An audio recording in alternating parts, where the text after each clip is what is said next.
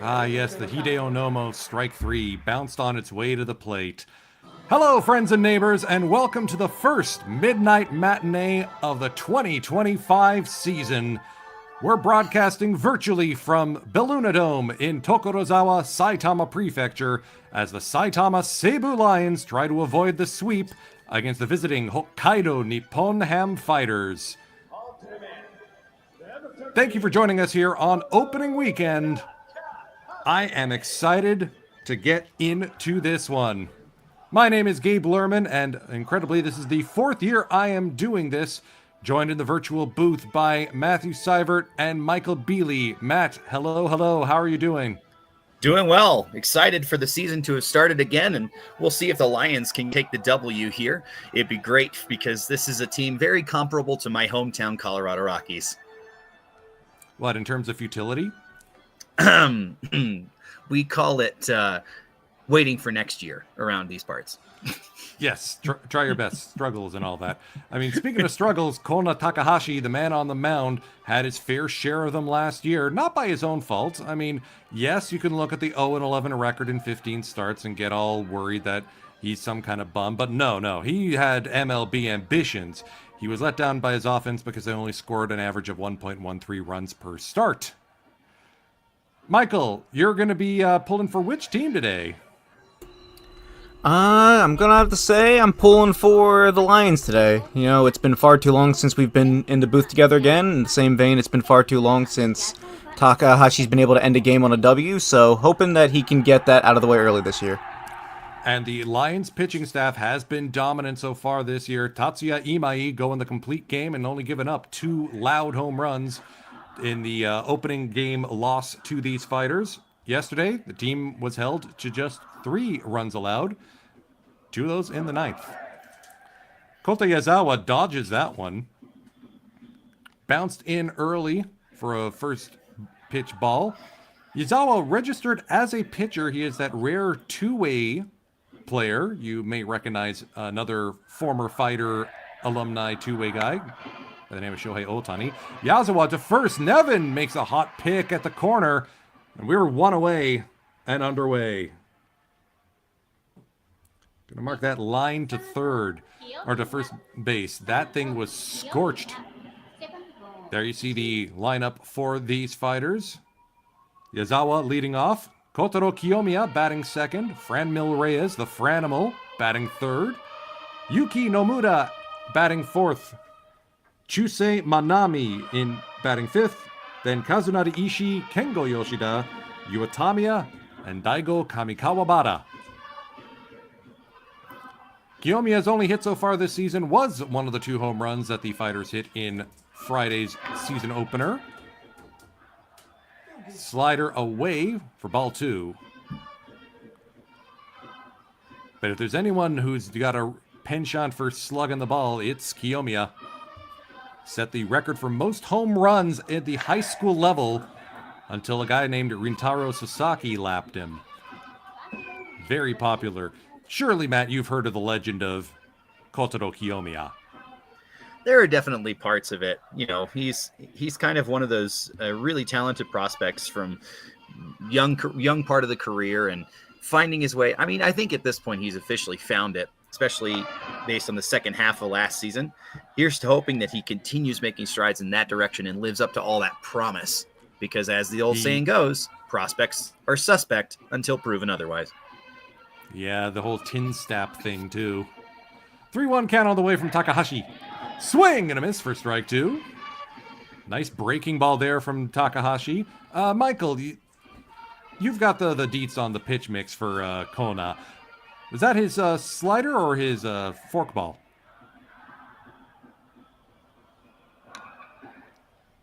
Sorry about that. Quick difficulty with that. And that is most likely his slider, as he throws that more often at 20% of the time. You see the visiting fans in the right field bleachers. In the Pacific League, 3 teams have flipped orientation from the rest of the league, including the other teams in the Central League, where the visiting club has right field and the home club has left field. That's popped up, might be a dome scraper into left. Seiya Watanabe comes in, popped up for the second out of the first inning. Quick 2 outs here. Luke, this is regular season. This is opening weekend. I see All Gas No Trash was asking that. Valpix, good to see you. East Bay, hello, hello. It's good to have some of you guys back in the chat. Definitely some familiar names. Manami showing off the hair. Franmil Reyes, he of over 100 career Major League home runs and 25 last season. Hit hard up the third base line. That is fair ball into the left field corner. Franmil might be thinking extras. Seiya Watanabe's on it. He's going to throw it to second. Almost beats him, but Franmil chugs in with a 2-out double. He was pretty confident in getting to that one. He didn't even try sliding. And you see that force he can swing the bat with. Takahashi, known for being a ground ball pitcher. That's up the line, barely fair. Tonosaki, just did not have the range on it. So with 2 down, that'll bring up Yuki Nomura, 2022 All-Star. Only played in 56 games last year due to a bit of a slow start. 13 home runs in 2023, though. Takahashi's first pitch tries to dot the corner. That's outside with a fastball. 1-0.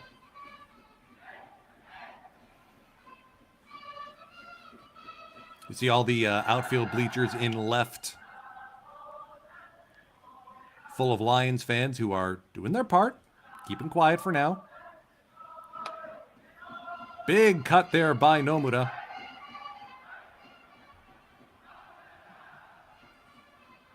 Watch the replay here. Nice tailing action, arm side on that pitch. The goal would be to not face Chusei Manami's power bat with ducks on the pond. Takahashi deals.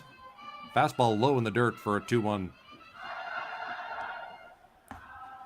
Although it's really good sequencing. I mean, that previous strike with the big hack was up in the zone, changing the eye level by going down lower. We'll see what happens with this next sequence for Kona. See a few MLB fans in the chat. You may recognize the man managing the fighters, Tsuyoshi Shinjo, former Rocky Met Giant, if memory serves. I know Met and Giant for sure. I could have sworn he was a Rocky too. I think Kazuo Matsui was a Rocky. I don't remember Shinjo being a Rocky, though. Right. Kaz definitely was. He former manager of these Lions. Unfortunately, he was canned resigned last season. 3-1 on the way to Nomura. Oh, That's drilled left center field. That's going to split the outfielders and roll up against the fence. Nishikawa has it. Reyes will chug around and score. Back-to-back extra base hits, and the Fighters are in flight 1-0. Both with 2 down. that high fence makes it really hard to get a ground rule double, but I tell you what, it was looking like it was going to be. Big Boss Shinjo likes this post.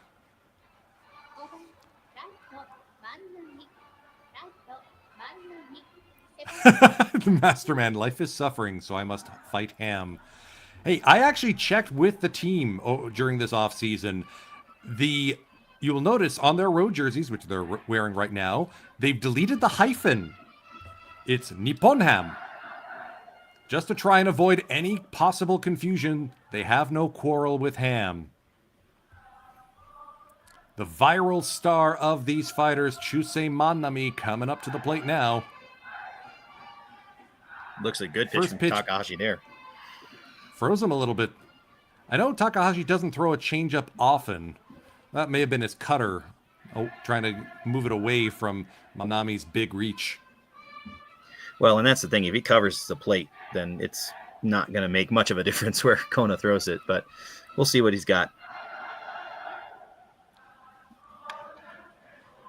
Manami grounds it to second. Takizawa on to first. That will end the top of the first. But the Fighters strike first. 1-0 Hokkaido Nipponham heading to the home half of the first inning. Drew Verhagen of the Cardinals now back with the Fighters, his second stint, coming up onto the mound. Strap yourselves in, folks. We're here for a good time. The Midnight Matinee here on the Pacific League English YouTube channel. 4月18日から4月20日の3連戦はライオンズ75周年シリーズが行われます。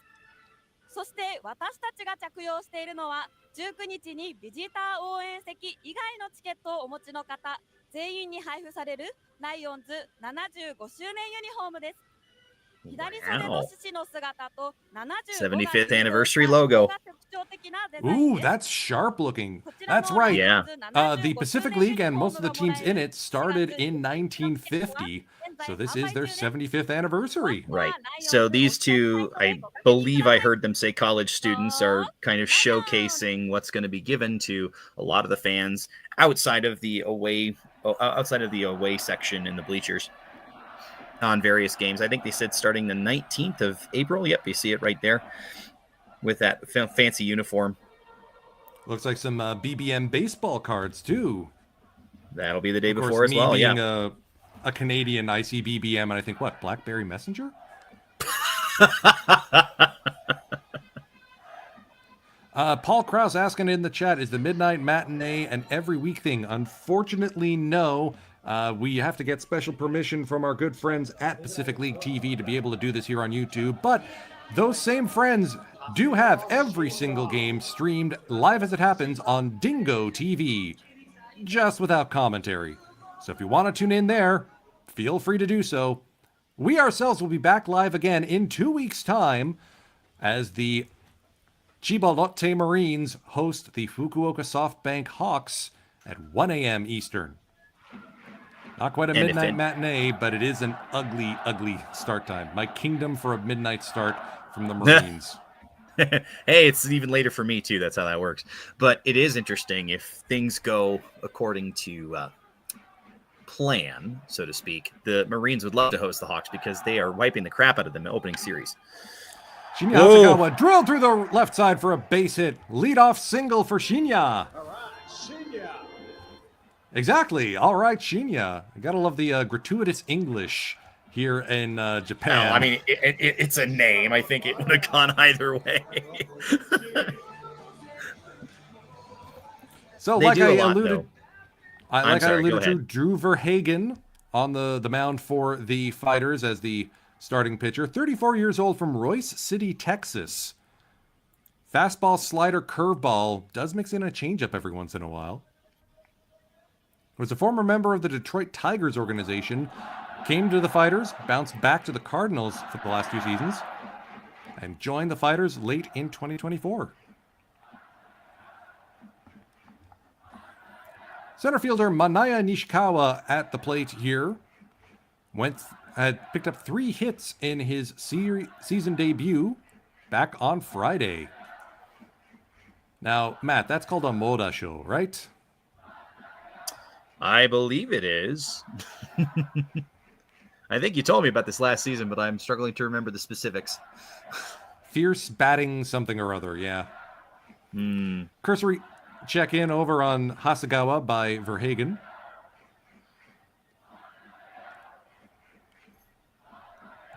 Interesting batting stance. Laced past the diving first baseman Nomura and into right field. Manami's arm is going to be tested early here.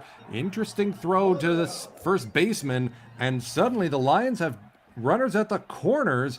Manaya Nishikawa with a seeing guy single up the first base line. Verhagen running into some early speed bumps. You bet the Kona's looking at this in the dugout and kind of excited.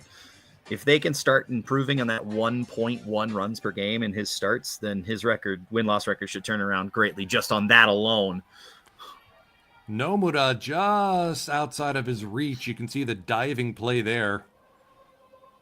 And now the new foreign face for this Lions offense, Tyler Nevin.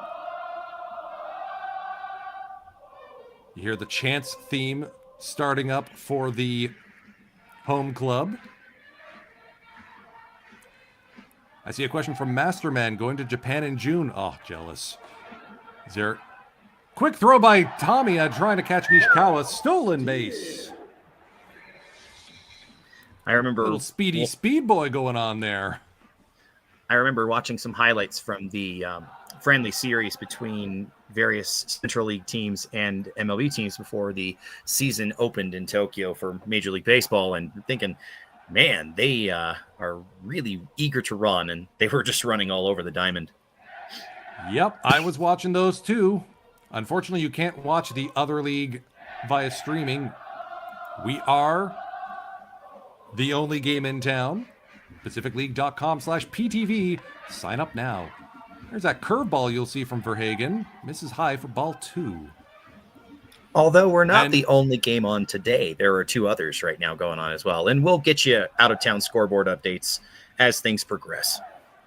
So, good website for getting tickets. So, Pacific League has partnered with Tickets to Japan, but you can also visit each team. Half the league now has an English ticketing service, including these Lions. If you do a search for Cebu Lions English ticketing on Google, you will be able to do a complete purchase in English.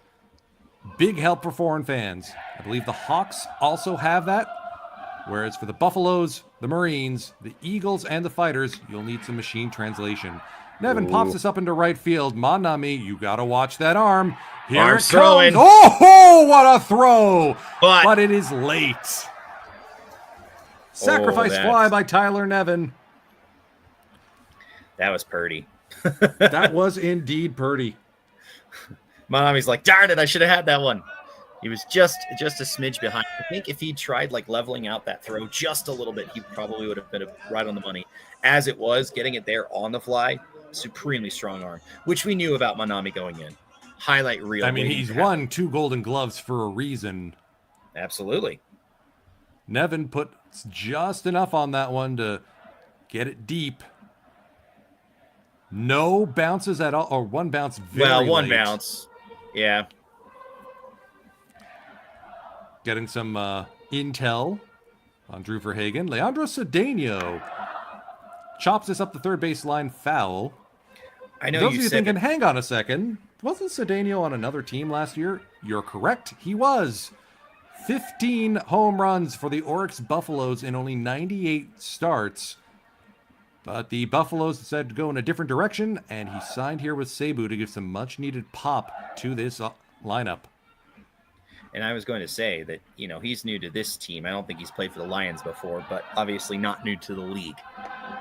Ooh. Checked swing. Tamiya asked for a review. No go. Count as even at ones. Philip asking, did Iguchi play for the Fighters before he came to the White Sox? No, he played for the Marines. Same league, just they wear pinstripes. And didn't Iguchi go back and coach those self-same Marines later on? I could have sworn he did. Mike, you're the Marines expert, you'd know. Big cut by Cedeno. Thanks Swinging out of his shorts there. Mike is busy looking for some analytics for our hitters and players involved in the game, but he did make a comment that Iguchi actually played for the Hawks initially, then the Marines after he returned from MLB. Thank you for that, Mike. 1-2 on the way from Verhagen to Cedeno.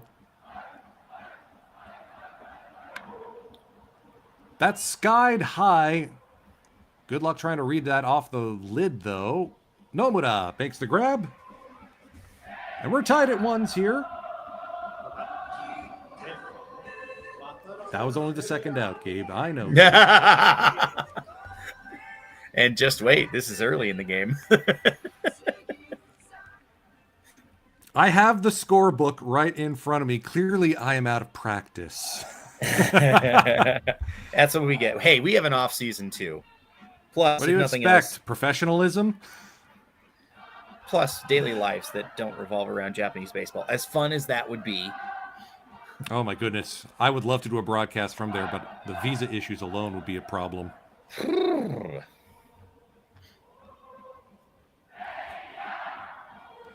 That looked like the slider from Verhagen. Oh, someone watching from Napoli in Italy. Very nice. It's early morning for you there.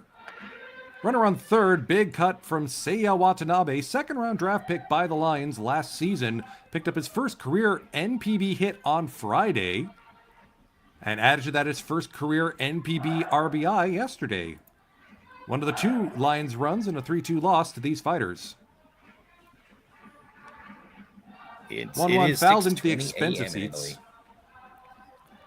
All gas, no trash asking, how do you guys gather info on stats? npb.co.jp does have most of the basic stats for these players. I also find the Japanese Wikipedia very helpful if you just roll it through some machine translation. Kono Takahashi getting loose over in the dugout area. Distinctly Japanese thing. Once there's 2 out, pitcher gets loose. Big cut on a breaking ball, and Seiya Watanabe is our first strikeout of the game. Lions knotted it up at ones, though. Kono Takahashi will face Ishii, Yoshida, and Tamiya in the top of the second. Midnight matinee, Gabe, Matt, Mike. Good times.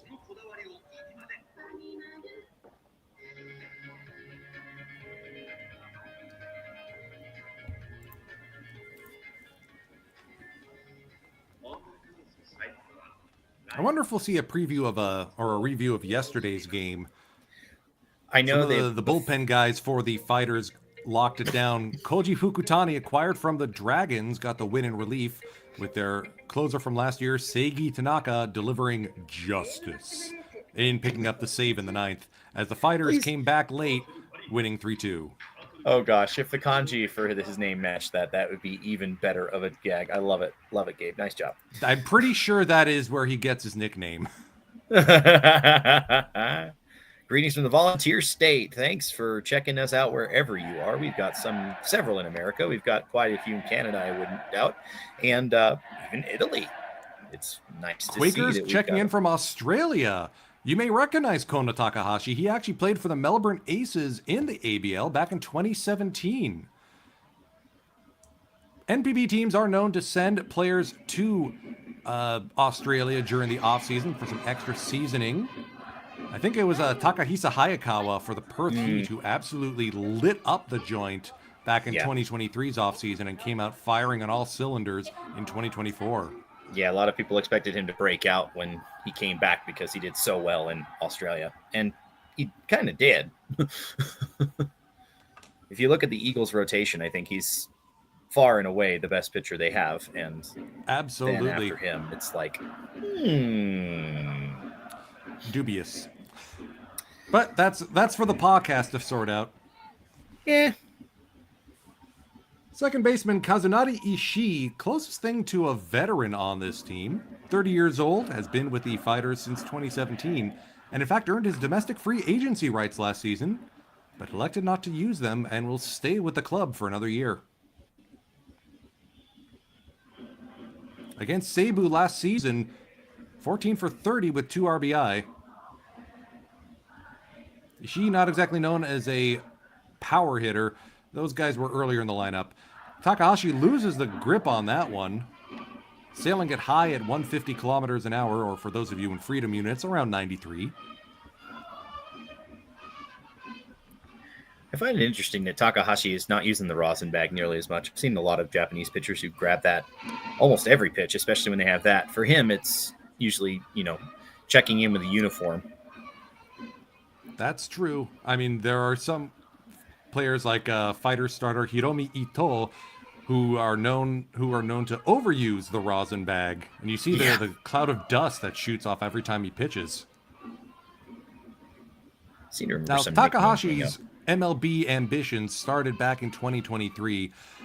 His ERA was 2.2 for the entirety of 2022 and 23, picking up 22 wins over those 40-some-odd starts. But then last year happened. Breaking ball up the middle. Takizawa to his right in time. Good stretch there by Nevin. Dude, this is going to be one of the best defensive middle infields in Pacific League. I mean, you've got the highlight reel and the tiny highlight reel. What more could go right? And you've got Total Saki over at third, too. Yeah, who used to be their second baseman and pretty solid defender himself. Takizawa is also capable, or Tonosaki's also capable of playing in right field. Kengo Yoshida, interesting choice for the left fielder here. Go Matsumoto taking the day off. Breaking ball misses high. We got Argentina and Jamaica. Hey, Blake, Wagwan. I've spent some time on the island. Another breaking ball inside. A couple of interesting curveballs here. That's not normally Takahashi's go-to pitch. 2-0 on the way from Kona. Jared Wilson in there with a strike. Is asking in the chat, is there public pitching data like Baseball Savant for MLB? Closest that we are aware of is the site kind of colloquially referred to as Delta Graphs. That's deep to right field, chasing. Oh, Hasegawa just in the corner makes the grab. Very loud, very deep. And very out. Yes. Delta Graphs. I believe there's a different URL. What did they call that? Hold on, let me see. Let me find it. Well, I am not finding it that fast. Good grab there by Shinya Hasegawa. I do believe, I remember hearing from our Japanese colleagues that they are working on bringing more advanced stats to NPB's website. I think it may be on the Japanese side, though. Here's Yuwa Tamiya, the catcher.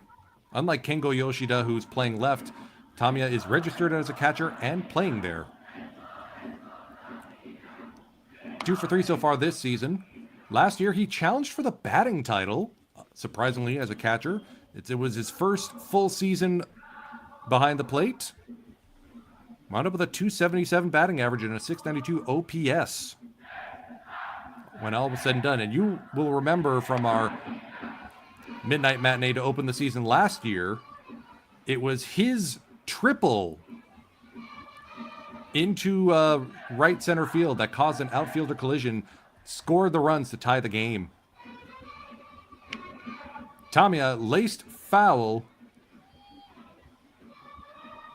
In a mark of how fast time changes. Last opening weekend, midnight matinee, I wasn't even in the chat. And here we are, and I'm on the broadcast. This is so weird. No kidding. Speaking of, the fighters have actually been in the last 3 opening weekend midnight matinees. And they've won all 3, too. Back in 2023, the first archived midnight matinee, you'll remember, they beat the Eagles in extras with Kotaro Kiyomiya hitting a sayonara single to inaugurate their new ballpark, Escon Field, Hokkaido. 2-2 on the way from Takahashi. Sent foul by Tamiya. Our friend in the chat who was mentioning going to Japan in June. I envy him going to Japan. I'm not sure I envy him going to Japan in June. Oh, man, I was there in August once. Yeah.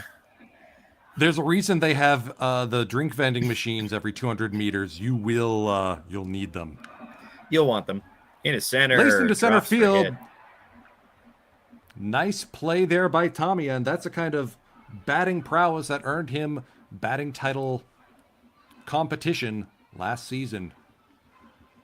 The other joke is our colleague Jimbo Bernicki hanging out in the chat. Hey! Checking in on the Hawks game. Hawks, of course, lost their first 2 to the Chibalote Marines, trying to avoid the sweep there. We got a question from Manuel Martos, how to watch in Argentina the NPB. Well, Pacific League TV, of course. You can subscribe at pacificleague.com/PTV. It's only $10 US per month, or 1,500 Japanese yen. You'll get access to every single Major League game, the farm games, and an archive going back decades. The only thing you won't get is our sultry voices. Well, thank you. No, yours is wonderful to listen to, Gabe. I will say there's another question in the chat. And in case you missed this earlier, unfortunately, there is not a way to watch the other league from the U.S. They do not have live streams like the Pacific League has tried branching out to do. because they are cowards. No. Well, I wasn't going with cowardly. I was going with corporate interests and not thinking about foreign markets, which, makes Yes, some I'm the sense. reason why we're geo-blocked in Japan, by the way. I can't, me and my running mouth. 0-2 on the way from Kona Takahashi. Swing and a miss. Strike 3. Koga's not even going to bother shooting it down to first. Umpire sees it. Yeah, that's good. All Through right. 1.5. It's tied at ones. Hey, that is really cool. We have somebody acknowledging this in the chat, and we got to 100 viewers on our first stream of the season. I'm loving this. Anytime we can get to triple digits, it is a good time. I always try to aim for the long weekends, too. And I know, Matt, you in particular are looking forward to our third midnight matinee on May 24th, because that's in your old stomping grounds of Kumamoto. That is correct. In fact, I'm betting the game will be played at the place where I witnessed my first NPB game live. It's going to be very exciting. We've never done a countryside game before. Yeah. We've done interleague. We've done postseason. We get something new every year. I like that. Now, I know what you're thinking. Hey, that's a really strange looking roof. And you're not wrong for thinking that. When this ballpark opened as Seibu Field in 1979, it was an open air diamond. The lid was added in the mid-1990s, and as you can tell from that outfield view, it's not a fully enclosed dome. It's more like a hat. Yeah, they've got light coming in here. Really hot in the summer when it basically traps the heat in. And if you're seated in those very far outfield sections, those of you in the last few rows may get wet.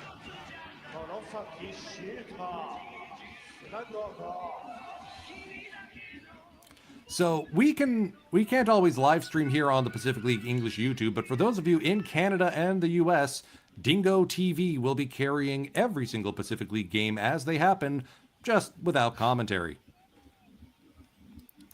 Shuta Tonosaki, nicknamed Apple Punch for the fact that his family owns an apple orchard. Usually a second baseman where he's won his Golden Gloves, but he's played in right field too. And in 2019 was part of the Samurai Japan Club that won the Premier 12. Big cut over a Verhagen fastball. Hey, we've got WBSC and Olympic esports broadcaster Rob Dishnet34 Tomlinson in the chat.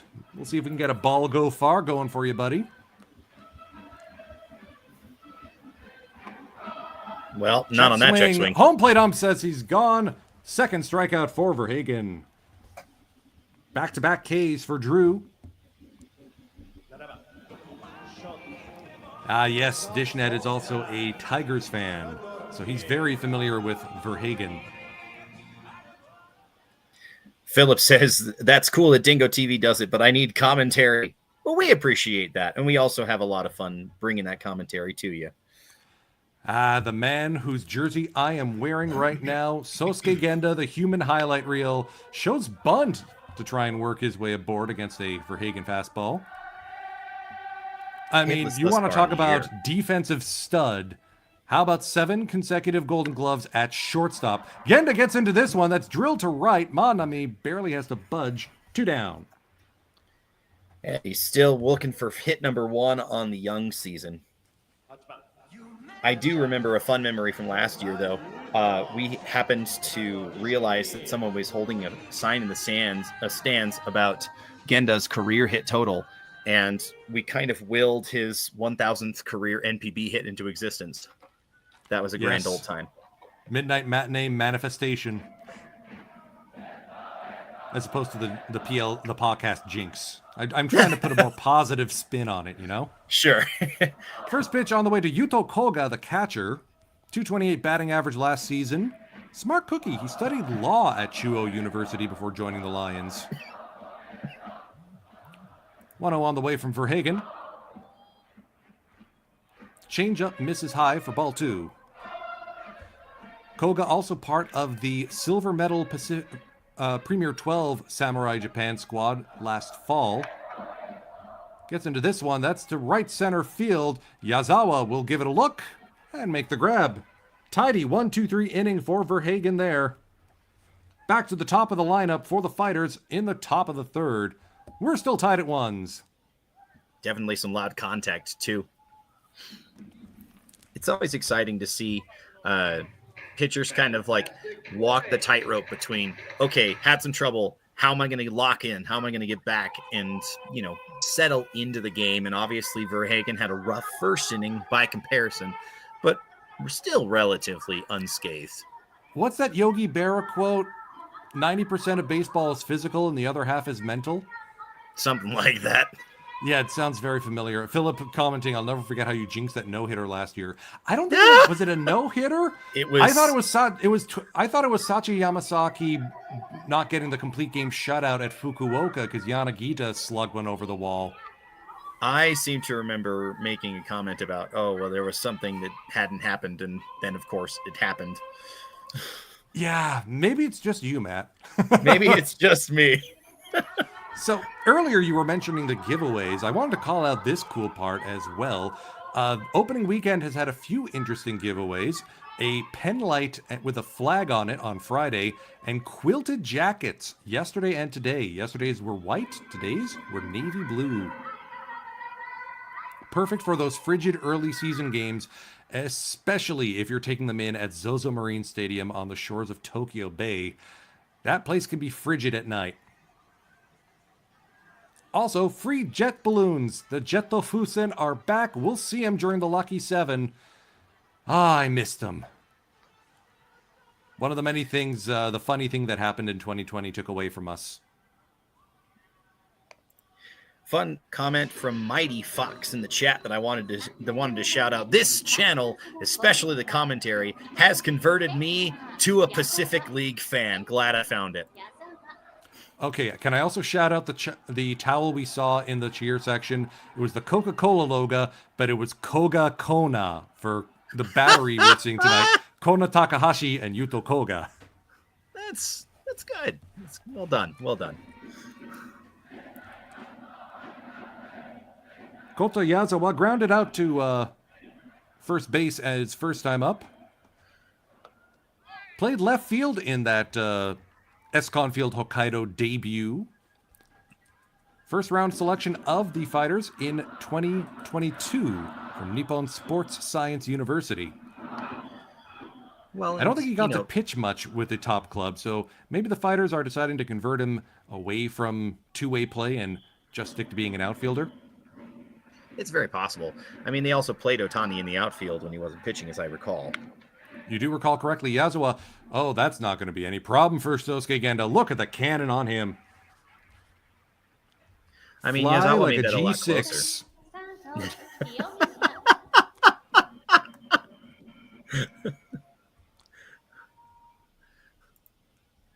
I apologize in advance. Like I said, this is why we're not broadcasting Japan. Kotaro Kiyomiya flew out to right field his first time up. Now, Matt, do you remember how many teams drafted Kiyomiya in his 2014 draft year? I think the number that bid for his rights was 5, but I might be misremembering because it was well before I really started following NPB. Off by 2. 7 teams bid for his services. That's more than half the league. Like, full that stop. is indeed That's more incredible. than half the league. That's incredible. Last season, despite missing the first half due to injury, he put up an 898 OPS in 89 games down the stretch and was a really key contributor for the Fighters. That's chopped up the middle, and that will see some daylight. Kiyomiya, 1-out single against Kona Takahashi. If it wasn't for Kotaro Kiyomiya kind of heating up and finding that form, the Fighters would not have been nearly as good in the regular season and breaking the postseason drought. I'm super glad they did that, but it looks like that could be year 1 of a string based on how that was going. Especially if he's backed up by the Franimal. Oh, love the bling there. You The might call 99 that a on little the lineup chain. protection. Just a little bit of lineup protection. Benjamin Pierce, yes, this is Pacific League Baseball, Japanese. Franmil Reyes towering over the plate there. Only 29 years old, and he's still slugged over 100 home runs with the Padres, Guardians, Cubs, Royals, and Nationals in MLB. Well, you saw how quick a start he got. In like half a season, he was basically second in the league for home runs in the Pacific last year. 25 home runs in only 103 games. Yeah, I've seen some people call for 40 from the Franimal this year. I mean, I may be one of them. Spoiler alert, if you haven't seen the latest podcast. And if you are checking us out on this channel, you should go ahead and listen back to our podcasts. They are on the channel, released for your listening pleasure. Dots, but I mean, he wasn't even qualified for misses, and that's 3-0. He wasn't even qualified for the batting title last year, Reyes, was he? No, I don't believe he was. Yeah, and he was like second in the league in home runs. That's how powerful his bat is. I do like Kona Takahashi going, okay, all right, fine. At that pitch, 3-0 count on the way to Franimal, and do you give him the green light here? I mean, if he has something he wants to hit, you may as well let him try. That's a 4-pitch walk. First walk issued by Kona Takahashi, and now the Fighters have runners at first and second. Now, Reyes isn't like the fastest runner in the world, so. Here's a reminder of what Yuki Nomura did his last time up. A left field line drive, cashing in Reyes and giving the Fighters their first run of the game.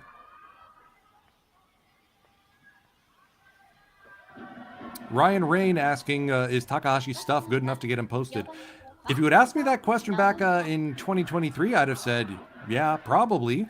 But again, the lack of run support cursed him to a 0-11 record last year and an ERA 1.6 runs above his last 2 years. So fingers crossed for the Lions that this is a bounce back. And if Kona Takahashi's in good shape, along with Tatsuya Imai, Chihiro Sumida, Natsuki Takeuchi is out with injury, but that's one heck of a rotation for the Lions.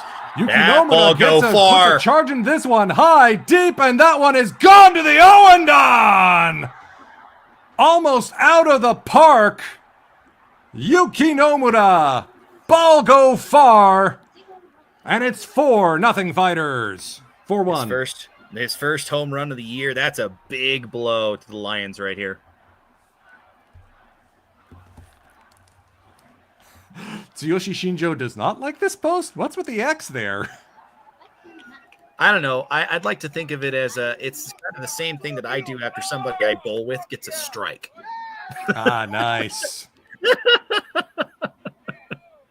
I have no reason to believe you wouldn't like the post. The chat loved that. Well done. So if Nomura can get back to his all-star form from 2022, or where he set a career high in home runs with 13 in 2023, that's good news for the Fighters. Add another bat to Kiyomiya, Manami, and Reyes. Yeah, absolutely. That makes 2 through 5 just weapons all throughout. Especially when you add in Go Matsumoto, who won the batting title in 2023, to that mix. Yeah, fair enough. We appreciate. Manami batted leadoff in yesterday's game and went 3 for 5. So good to see that Big Boss Shinjo is playing around a bit with the lineup and trying out some new combinations. Well, and speaking as a former player myself, the leadoff batter, you only are guaranteed one time that you're actually up first, but the mentality of batting leadoff is completely different from batting in the middle of the order. Consider you want to try and get that pitcher to throw as many of his offerings as possible, give your team a chance to see what he's doing, and take as many pitches as possible before you make something happen. Now, that's kind of a traditional leadoff idea, and NPB, I imagine, still has some of that, and MLB has kind of gone away from it. Middle of the order, meanwhile, you're looking for your pitch. You want to do damage with it, and so you're a lot more selective, and it doesn't necessarily mean that you're trying to wait out, oh, I want him to throw the slider, so I got to keep fouling off, staying alive. That's ripped down the line. Line. Whew. Almost took the ball boy's head off. Yikes. Benjamin Pierce is asking, what game is this in the season? This is the third game of the season. This is still opening weekend in Japan.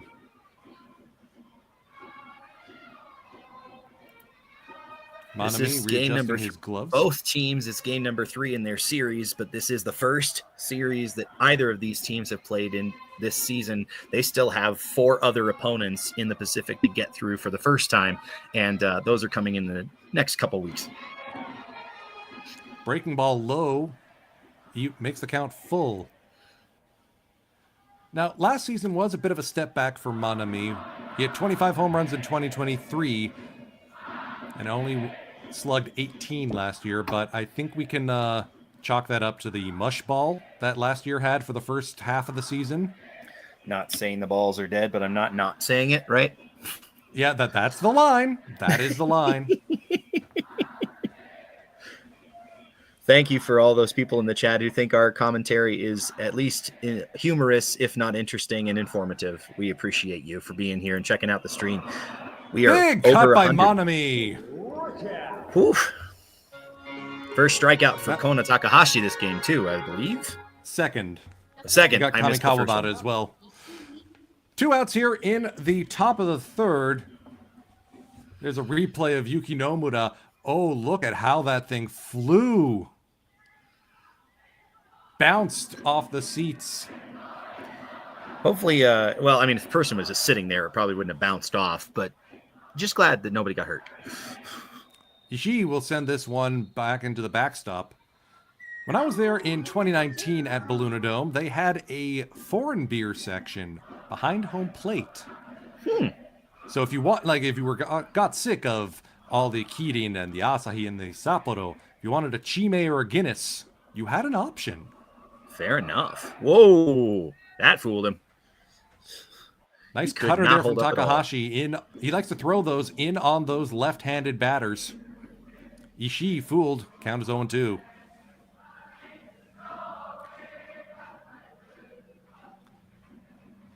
On the way to Ishii.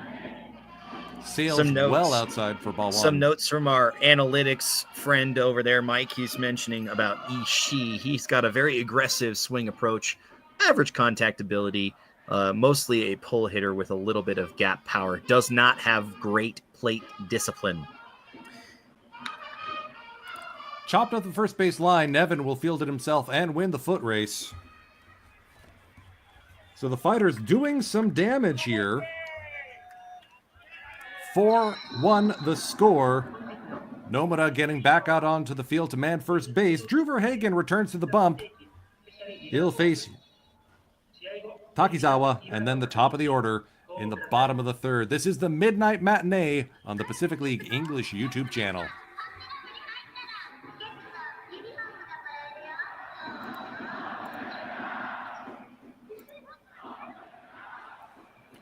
Now, it's worth pointing out, as rough as the Lions were last season, the team still had an average attendance of 22,000. Compare that to some major league clubs, even when they're going through the struggles. People in Japan love their baseball and especially love their team. I mean, let's not forget the history of how America used to call baseball the national pastime. It has since been surpassed in our collective conscious. In Japan, it is probably safe to call that their national pastime. The apocryphal story is if Raymond Wilson hadn't brought baseball to Japan, they would have invented the sport themselves. Sorry, Horace Wilson. Aha.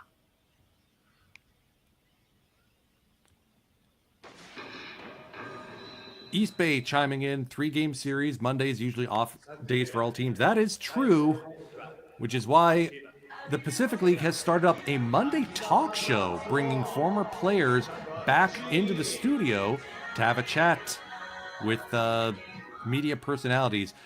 They had my homeboy Ginji on an episode recently, former Eagles and Marines infielder Toshiaki Imai. It's good that they're realizing, hey, there's nothing going on Mondays, and they are doing something about it. There is a question in the chat from Philip that I wanted to address. It's, do they ever show the exit velocity and distance in NPB? And I think generally it depends on the stadium. If they're equipped with those kind of cameras to capture that data, they absolutely could. I believe that the Fukuoka SoftBank Hawks have more of that in their stadium, the Mizuho PayPay Dome. I'm not sure that Lions do. Takizawa grounds out to his counterpart Kamikawabata, one away. Fellow short king, I should say. Oh, Kamikawabata rocking the Kona Takahashi locks this season.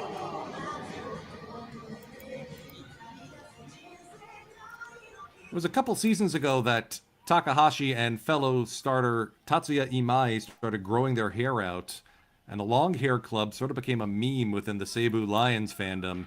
Well, I mean, they need showing veins, off the don't they? Ah ha ha ha! Nicely done. Shinya Hasegawa made an excellent catch in right field last inning. This is his fourth season with the Lions, second round draft pick. The 22-year-old is still very much a rough prospect. Chop to third, Kiyomiya. Whoa, here, mails that one. Thankfully, it's not going to find the stands. As far that as is an unfortunate error. And all of a sudden, the Lions have a base runner. As far as defensive alignment goes, I think Kiyomiya is probably a little bit more effective staying at the cold corner. But That's if true. you want to have both him and Nomura's bat in the lineup, you have to put Nomura at first and put Kiyomiya at third because, like, you can't. What are you supposed to do? Have Reyes take a day those off? Two.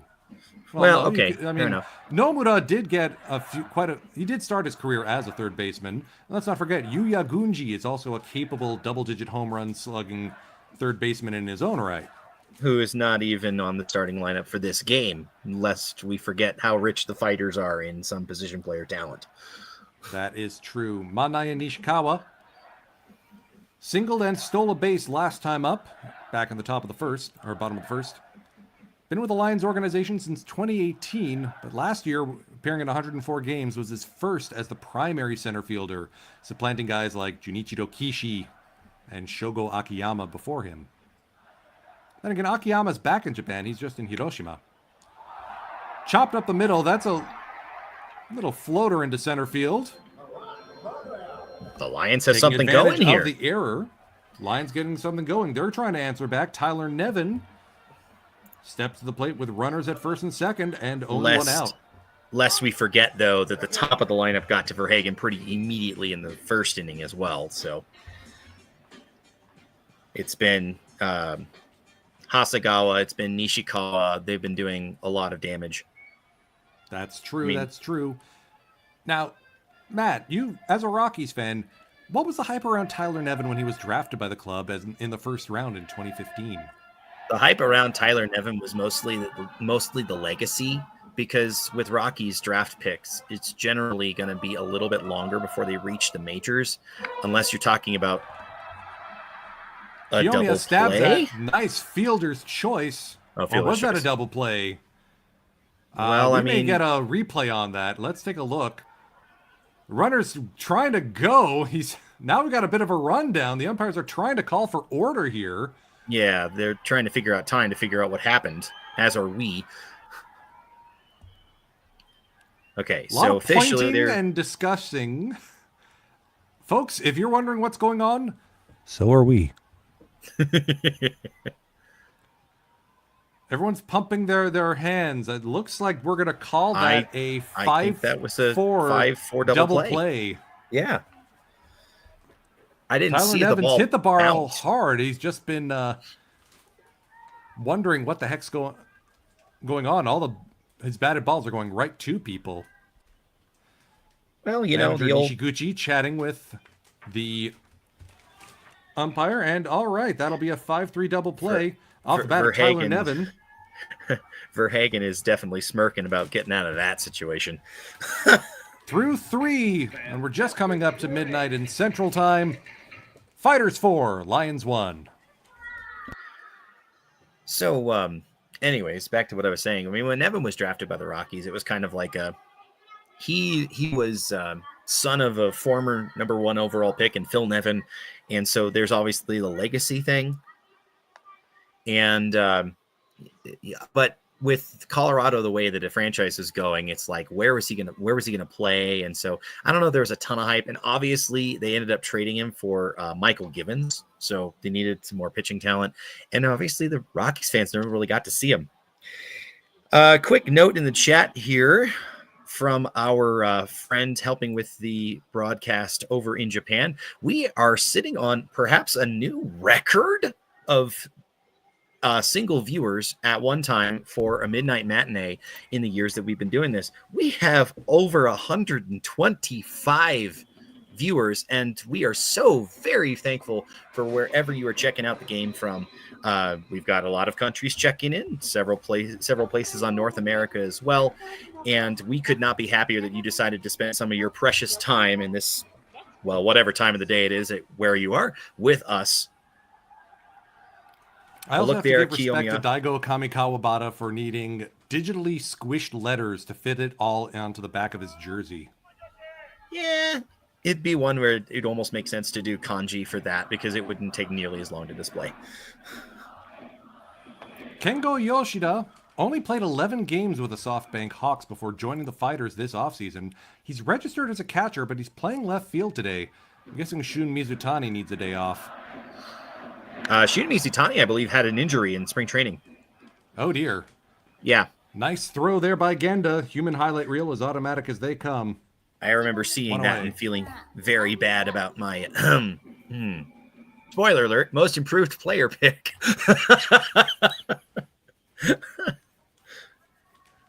He'll get better.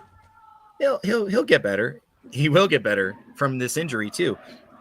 Philip, we appreciate your support. Give us more. We would love to, but it's not just our decision. If it were up to us, like Gabe and Matt and Mike, man, we'd be doing this as often as possible. Our sleep schedules would be an absolute nightmare. Are you kidding me? As much as possible, I said. I hedged that. Yes, thank you. Mine's already kind of messed up anyway, to be fair, but that's not your problem. Yua Tamiya, left-handed batter, catcher for tonight's game. 692 OPS last year, so able to get on base, just not much in terms of slugging. As I say that, he skies one foul. You see the incredibly high netting they're able to hang here at Balloon Dome because of the lid.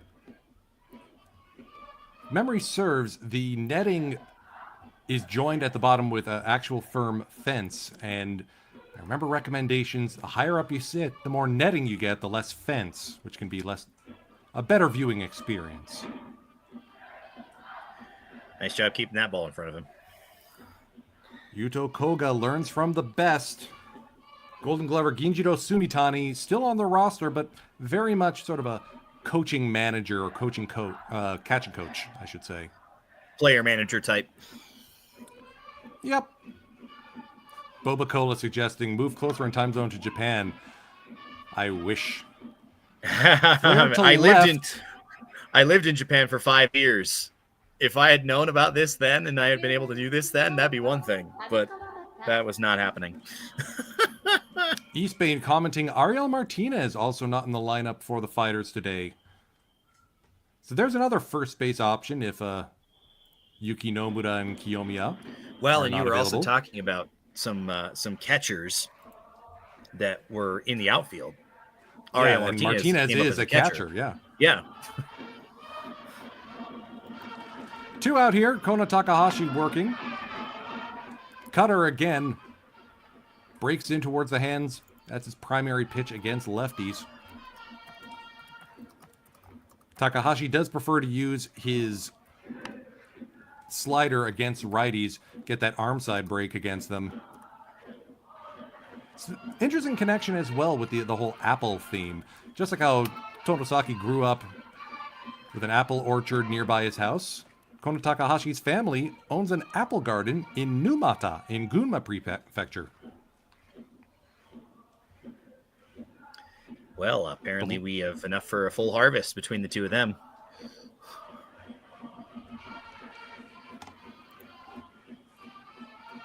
Daigo Kamikawa staring at a 1-2 count. The poor guy had a slugging percentage lower than his OBP last year. This is his 4th season, but his best season OPS was his debut in 2022. That said, defensive stud. He just won't win any Golden Gloves with Sosuke Genda still in the league. I think he signed a long-term extension with the Lions as well, so he's not going anywhere.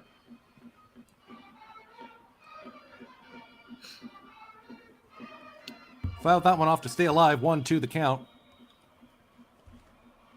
Takahashi winds and fires. Slider away, 2-2.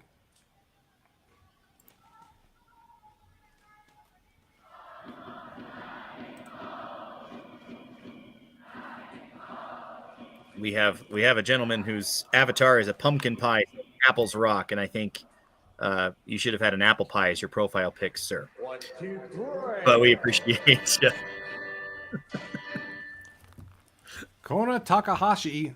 I love the scoreboard graphic for a 1-2-3 inning. Kona Takahashi, that's his second one. First one of the game, my mistake. We're through 3.5. Fighters 4, Lions 1 here on the Midnight Matinee.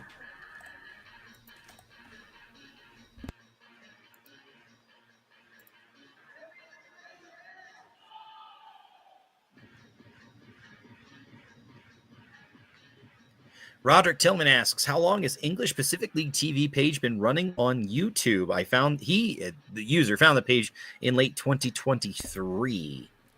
We've been running since 2021, actually. We didn't do any live broadcasts that first year. It was just dub-overs of the highlight reels. Then in 2022, we did our first live streams and the first round of Making the Pitch.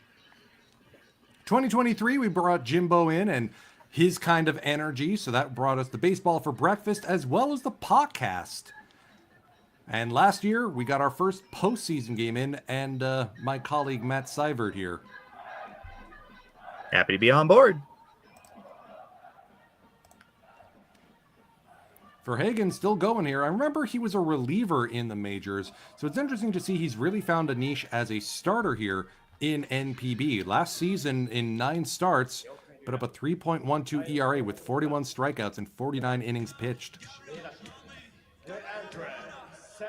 I think some of it, too, is just the emphasis is not necessarily on major velocity, which, of course, allows him to throw longer into the game and kind of stretch it out a little bit more in this league.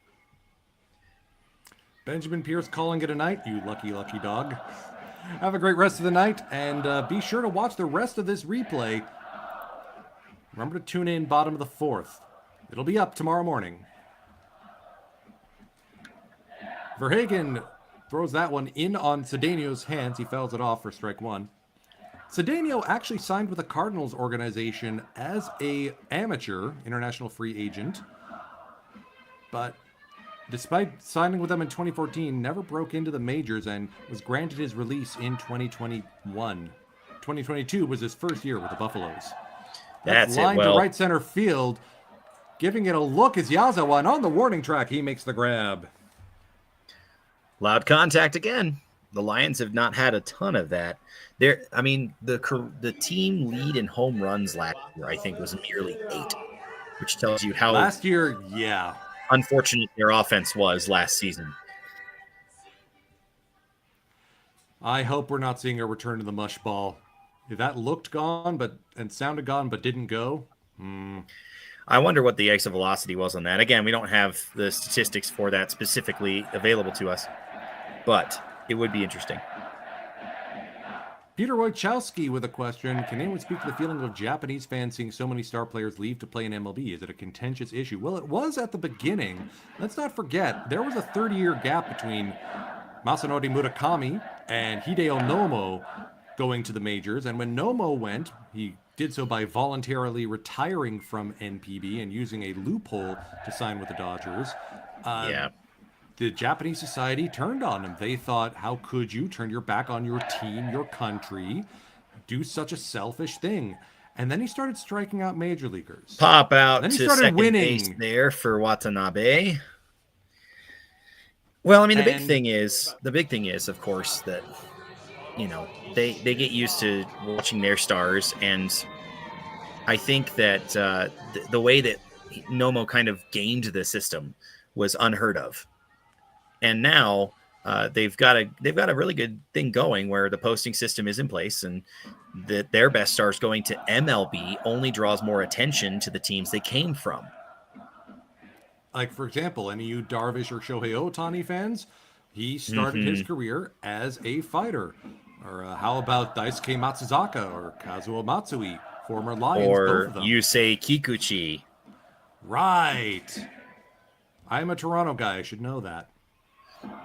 But, I mean, the other thing to remember is that a lot of the talent coming out of Japan thus far to MLB and being successful, with notable exceptions, of course, have been pitchers. That is true. So that's what I mean. I noticed Roki Sasaki made his stateside debut earlier today. Yeah, his Dodger Stadium a little debut. bit of control trouble. I mean, he's no Yoshi. Oh, that's punched to left. Drill, that's left and into the Owendon. I forgot my own home run call there. Shuta Tonosaki puts a charge into this one, and it's 4-2 Fighters. Apple punched that ball gone. I really have to hope that I come up with a pretty good home run call for when I have a chance to call a home run. It may happen. May happen soon. But that does get the Lions a lot closer, which is great.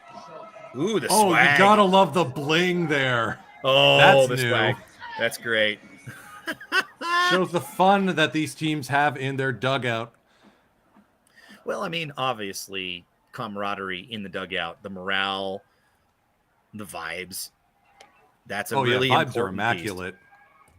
Really important piece of playing a lot of baseball with the same people. This season takes a long time. 143 games for NPB. Even more than that for MLB, obviously. That's a long time to be with the same group of people. And sure, some things change Speaking over of time. 143 games, that's how many Sosuke Genda played last season. He appeared in every single game for these Lions. What a trooper. No days off. The frame job on that was a little obvious, but the pitch was over the plate to begin with. So 1 and 2 count now. And such an important player defensively for the national team. Sosuke Genda, triple gold winner with Samurai Japan. That's Olympic gold, Premier 12, and of course, even with a busted finger, the World Baseball Classic. Well, and I don't remember, was he around when the Lions were previously winning championships? Or was that before his time? The pennants, yes, but not the Japan series. That was 2008. Genda has been around a while, not that long. I Quick wasn't flip sure by at the timing. Is all. Ishii. And that brings us up to the end of the 4th inning. And since we've reached the halfway mark, so to speak, we're going to do a little bit of a change up here, just a little bit, and make sure you get to hear Mike's wonderful input as well. He's been chiming in on the chat, but he's going to be able to help me out here with calling this next inning, and we'll give our esteemed play-by-play man a little bit of a break here as we go into the 5th inning. I'm trying to figure out what is on it says balls and strikes, but like it almost looks like there's like a toggle thing on the actual scoreboard itself. Ah, yes, familiar sight. Warm-up catcher, because catcher was recently batting. Has to get all his gear back on. Tonosaki waving to the fans after getting them one step closer. That is his first home run of the season, as I recall. And he's been a pretty solid production for them, both on defense, mainly on defense, but also he has a little bit of pop in the bat, as you can see. And they're making this a game. It's been a grand time to see here. Mike, do you want to go ahead and find us an out of town scoreboard update while we have a little bit? Okay, so Oryx is playing Rakuten. It's currently the top of the third. Oryx is leading that game 3-0. Currently pitching for Oryx is Taito Takashima, and pitching for Rakuten is Wataru Katashima. And then over in the PayPay Dome, SoftBank is hosting Lotte. SoftBank is currently leading 4-1. Atsuki Tanaichi pitching for Lotte, and for SoftBank, Naoki Uesawa, who used to be a member of the very same fighters on our screen right now. That's right. Went over to the Red Sox. Well, I believe he joined went over to the Worcester Rays. Red Sox. I think he might have went to the Rays first, and then to the Woo Sox. Yeah, he ended up on the Woo Sox for way too long, and so they released him, and he came back and signed with the Hawks. I figured this game would be a pitching duel, but evidently it is not. Well, I mean, Tanaichi is definitely the ace of that staff now. But getting back to our game here, as Kona delivers a strike to Yazawa. He's been put out both times on groundouts and looks at strike 2 over the outside part of the plate.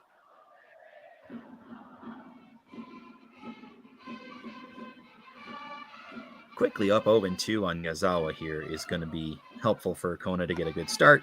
That was a decent pitch, probably his fastball, but it rode a little bit up and out, and the count is 1-2.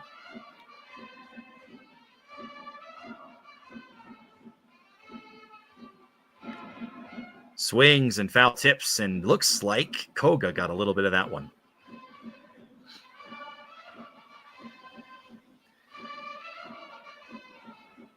One of the occupational hazards of being a catcher.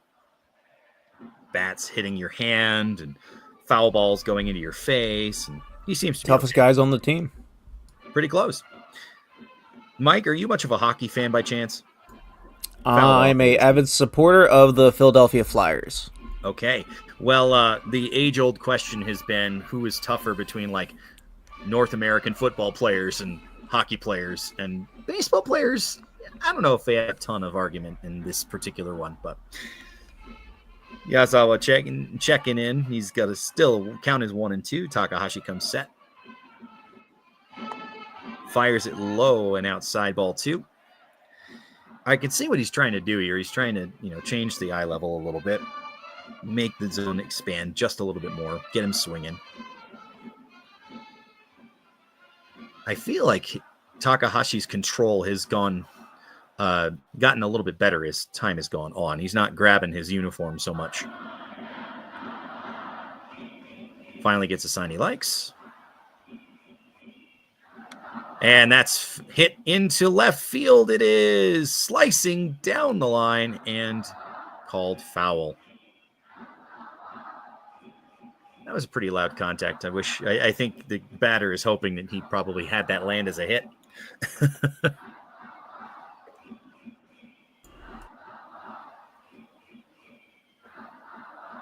And we're at 2-2 again. Takahashi running at 77 pitches right now through 4 innings of work. Obviously, he's into the 5th. Swing and a miss, and that'll be strike 3. First out of the inning, 3rd strikeout of the game for Kona. Interesting pitching sequence that they went with. They pitched him outside pretty much that entire at bat, and then they went inside, and that's how they got the strikeout at the end. And it does definitely fit with the mold of Takahashi going, breaking in on the hands. But, when you've been seeing a lot. Here comes Kiyomiya to the plate. Looks at strike 1. He obviously had a hit into center field last time up and scored on the 3-run home run by Yuki Nomura. Target's up high, and the ball went higher. I mean, Kiyomiya is a dangerous power bat in itself. You don't want to give him too much to hit if you have the option.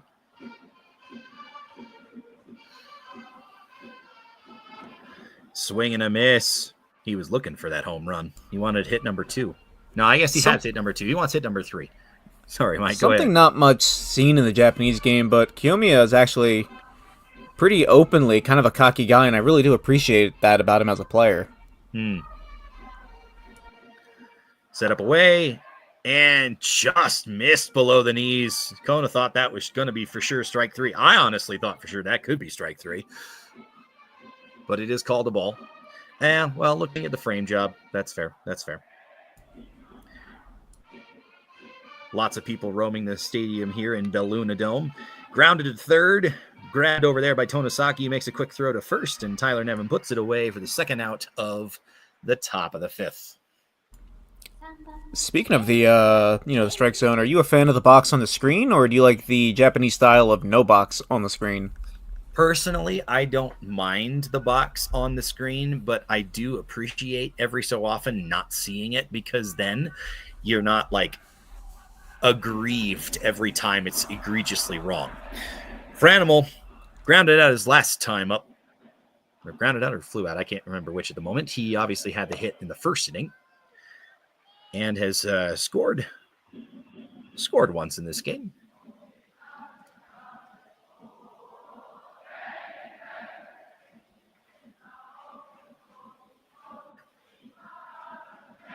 Oh, hits that one pretty solidly, and it's off of Genda's glove. That doesn't happen very much, but it was hit so hard. Reyes charging for 2, sliding into place. And thanks to the booted ball, he's on second base again. If you had Sosuke Genda booting a ball on your bingo card, congratulations, but I didn't. Something different about the Franimal this year. I don't know if you remember last year, he was pretty much all smiles all the time while he was playing. In this year, I know it's early in the season, but he's treating everything pretty seriously. Very, I don't want to say out of character, but a lot different compared to last year. There was a moment, I don't know if you caught this, when Nomura hit the home run in the dugout, Franimal was smiling. But I think for him, he's trying to be like, he's kind of in prove it mode.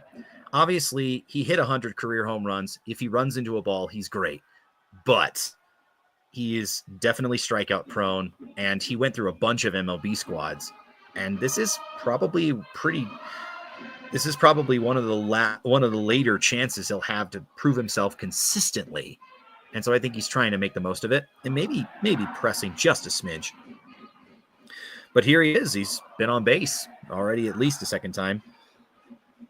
Nomura, the home run hitter, hits one high in the air, deep into left, giving chase.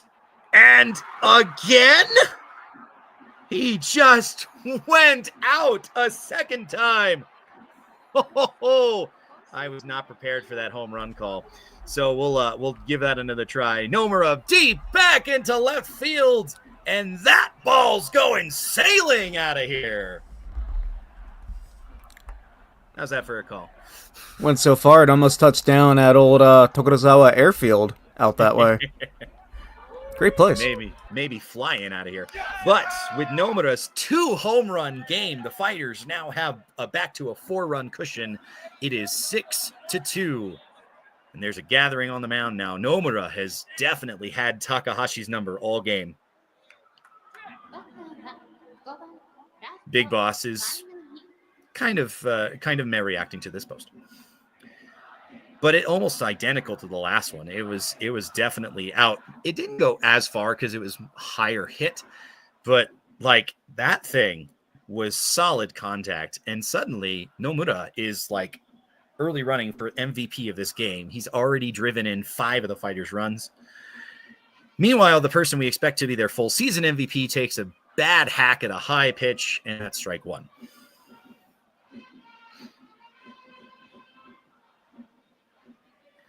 Nomura is going to be getting a lot of those camera looks as they find the hero of the game, and I wouldn't be amazed if the result holds if he is the hero.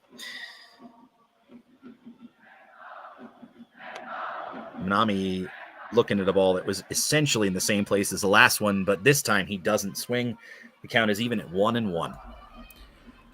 For Masterman274 in the chat, those are the old-fashioned sliding pits, so that's all turf on the base path, and then there's actual dirt around the bases. So that's why there's the multicolor thing. Manami pops it high into center field. Manaya Nishikawa parks underneath it, and that will be the inning.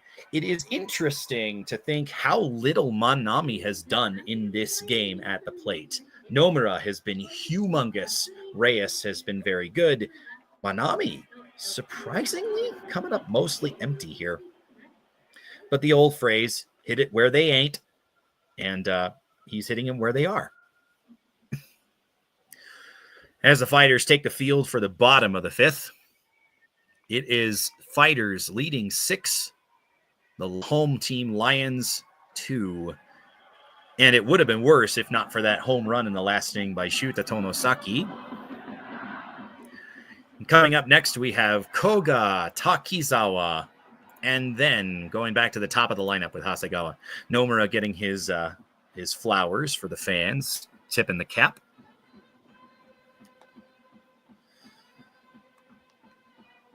It's going to be interesting to see what happens. Going back to an earlier point while we're, a little bit break in the action here. It's going to be interesting to see what happens if balls and strikes go completely automated in MLB. Because one of the things that catcher adds value if they're really good at stealing strikes for their pitcher. And that goes away if you have a completely automated system. It's a conversation that's worth having. I just know that the teams that I like have been victim of some very bad calls that I would really appreciate an automatic system for. Fair enough. It'll never be early enough for all of those to be rectified. But it might be in place to prevent other calls like that happening. For instance, this isn't automatic balls and strikes, but wouldn't it be interesting if we'd been able to review that final out of Armando Galarraga's near-perfect game that was ruined by that umpire? Honestly, I'm of the belief that they should have just stepped in at the commissioner level and just overturned that, but... All right, Verhagen taking the mound again in the 5th inning here. And popped high in the air. It looks like we have a pinch hitter. This is now Shoya Makino batting for, I think it's Koga. Yes, He's batting for Koga here.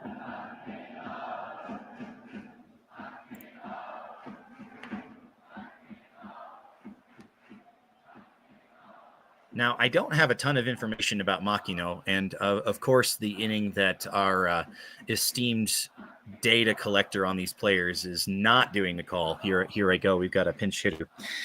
But anyway, he looks at a ball outside, and that's the easy choice. You got to try and give him something that he's gonna bite at. And he just didn't bite. The count is 1-2.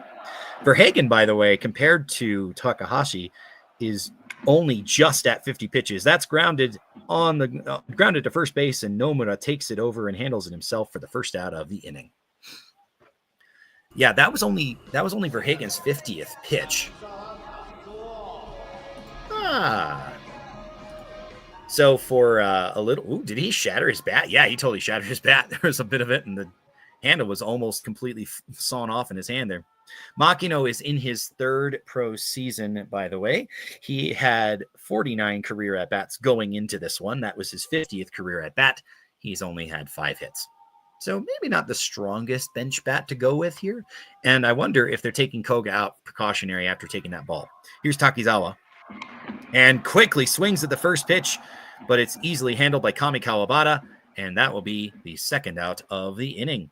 I mean, did you see how fast the tiny highlight reel was going down the line there? That was a little bit closer than you had any right to be. I feel like I need to clarify the tiny highlight reel piece. Natsuo Takizawa only stands 5'6". I mean, I felt tall when I was in Japan, but yeah, that is definitely shorter than me. And here comes Hasegawa Shinya. He had to hit his first time up. And I believe, was he the one who scored initially in the first inning? Yes, you were correct. He also reached on an error by Kiyomiya back in the 3rd. That's right, the high throw. And looks at strike 1 in the zone. Also, hi Gabe, welcome back. Thanks for the clarifications. Can't leave me away. Yeah, you wouldn't stay away if you wanted to. That's fouled off his bat and quickly goes to 1-2. Verhagen, I mean, relatively, other than a home run to Tonosaki and a couple of like early base runners that turned into a run, you notice his pitch count. He's been really efficient. Verhagen's kind of an wonder if interesting pitcher to me. That Because is he was with lifted the- into right field. Manami is there, That's and over. there is the final out of the inning. Go ahead and make your point. It's just that he was with the Fighters from 2021, left, returned to MLB, and then immediately returned back with the Fighters, which a lot of players will go back to MLB and then go back to NPB, but it's not always with the same team, and I just found that trust that the Fighters had with Verhagen to be quite interesting. And not only that, they brought him back for an additional year. Well, I think some of it has to do with just like the familiarity piece. If you really liked your experience, then why wouldn't you go back and try him again if you're headed back there anyway?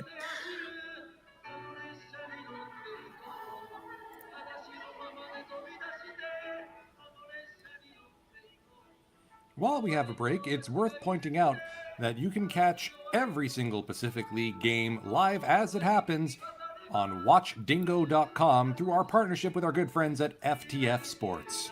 Some games will have English commentary, but we can't guarantee that for all. If you do want the Japanese commentary, be sure to subscribe to Pacific League TV, pacificleague.com/PTV. Here's our mid-game recap in case you're joining us late, and if so, hey, hello, thank you. Yuki Nomura has been the man of the game. That's his first inning double that drove in the first run of the game for the Fighters. Scoring Reyes, who had a 2-out double himself. Drew Verhagen, his first start of the young season. A hard-hit single by Shinya Hasegawa, the right fielder. Manaya Nishikawa picked up a 3-hit game on Friday, and here he sends Hasegawa going first to third, really giving Manami's arm a chance to air one out. Tyler Nevin, in his first season in Japan, with a sacrifice fly that Manami's arm just comes up short on. Nice looking throw, if nothing else.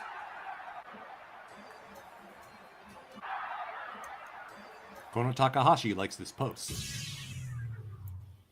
Skip ahead to the top of the third. Runners at first and second. And Yuki Nomura scorches this one deep into left field. A wall and roof scraper for sure. That thing had concourse on its mind. And that moved the score to 4-1. Nomura trying to get back into the swing of things after an injury-shortened 2024. Runners at first and second for the Lions. And Kiyomiya doubles off the runner from second. There was some confusion, but ultimately Kiyomiya made that catch on the fly. Shuta Tonosaki, playing third this season, gets into one here and sends it into the Lions faithful. That made the score 4-2.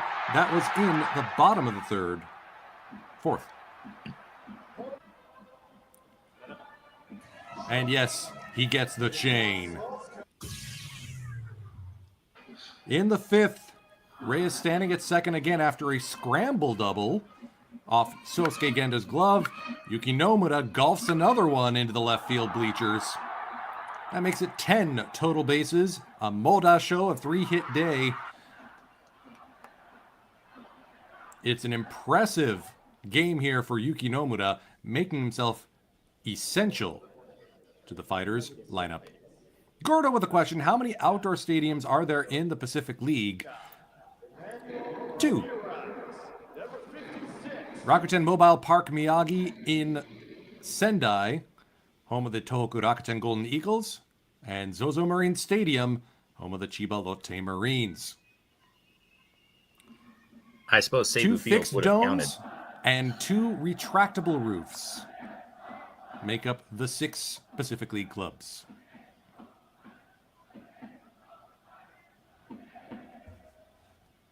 I'm just waiting to get confirmation that Makino has taken over behind the plate as opposed to just being a pinch hitter. Kiyomi Matic, yes, the one with the Ferris wheel is Rakuten Mobile Park Miyagi. Go to the park, see a baseball game. Oh, the amusement park. Sorry, that was confusing. Yes. Kota Takahashi's day is done after 5 innings pitched, giving up 6 earned runs. Erasmo Ramirez making his NPB debut in this one, most recently with the Blue Jays. At least the Blue Jays organization. I don't think he actually stuck with a club. It does say it did say on their major leagues, which it might just be shorthand, but it could mean that he had a brief amount of time in the bullpen, even if he didn't stick it out. But I can't verify that. I'm not the Canadian in the room.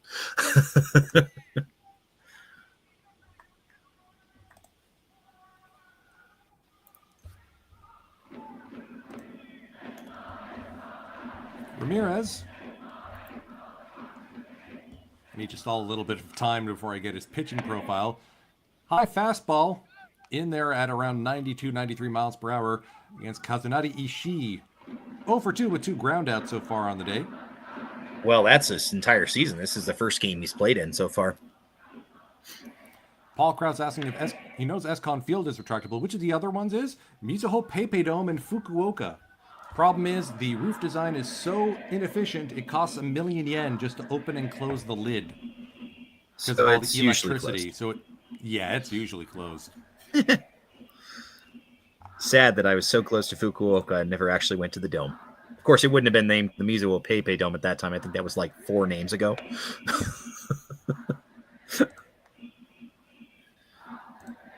And quickly 2-1 now on Ishii.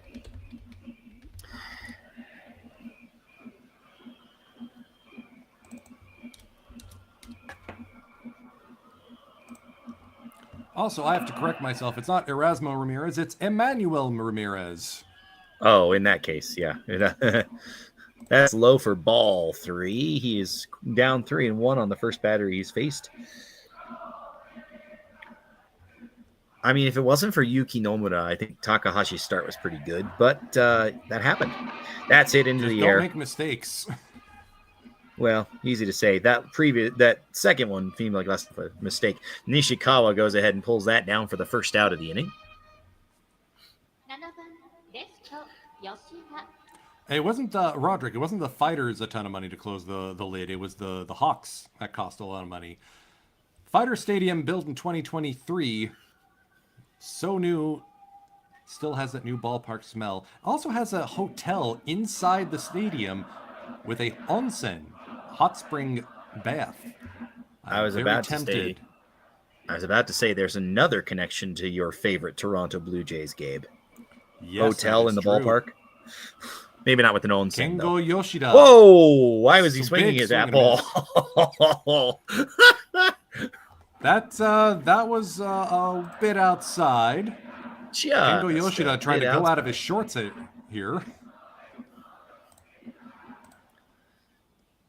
0-1 on the way from Emmanuel Ramirez. Fastball away.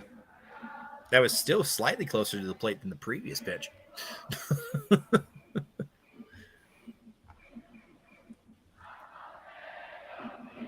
Yeah, Ramirez did make the majors. He pitched a few games with the Marlins in 2024. Trouble is his ERA was 6.97. Yeah, that's not going to keep you around very long. 2-1 now.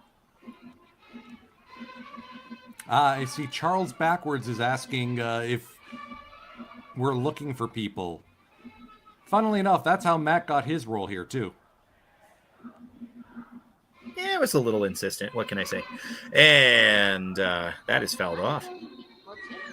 The reality is while it'd be fun to increase the size of the crew, it doesn't necessarily change the ability of us to do these games. So, if you're interested, we could possibly have that conversation. I don't know if it'll mean more midnight matinees, though. Yeah, that is the downside. The booth gets crowded. That's spiked in the dirt. It looks like Ramirez lost his release point just a little bit. He's shanking a lot of his stuff towards glove side, I'm noticing. Yeah.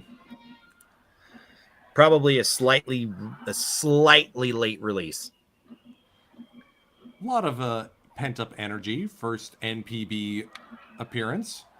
That's right slicing down to the right line. field. That's going to be Fair. No foul. called foul. That must have been close. Yoshida looking for I his first hit in a fighter's uniform. think that was like probably hit the chalk-ish, but let's see what the Oh, we got replay a says good here. glance here. Late swing, tries to push it the opposite way, and Ooh, okay. hooks foul. That's a good That slice. was a better view. Again, I Yeah, wish we were absolutely. in No the question ballpark. No question that's foul when you see it from that angle. So We'll do it again. Full count here. Fighters up 6-2 in the top of the sixth. Looking to add on a few more and get this out of Grand Slam territory. because we're so worried about the Lions getting grand slams, I want them to win, but I'm not that positive on their offense right now. Sosuke Genda, the human highlight reel, making it look automatic. Catcher Yua Tamiya coming up here with 2 down. Tamiya 1 for 2 today.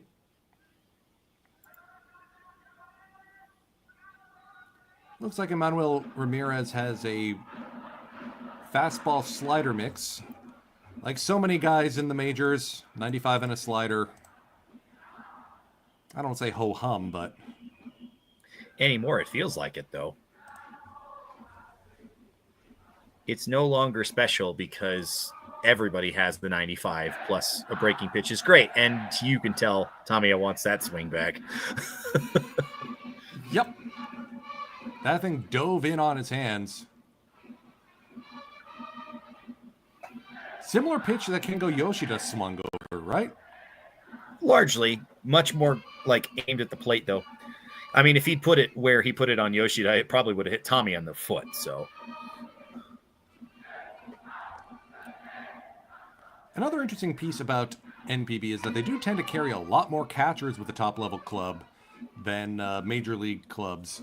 Like we're talking not just 3, 4, or 5 will be on the 70-man organizational roster. They may not all suit up for a game, but it's because fighters alone have Gunji, Martinez, Tamiya here. Didn't you say Yoshida was a catcher? Yep. And Torai Fushimi, their actual backup.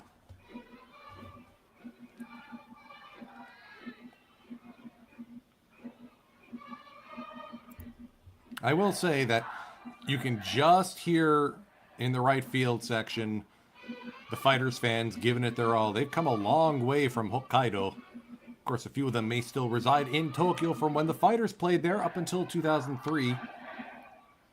Tamiya sends this one skyward. Tonosaki gives way to Genda.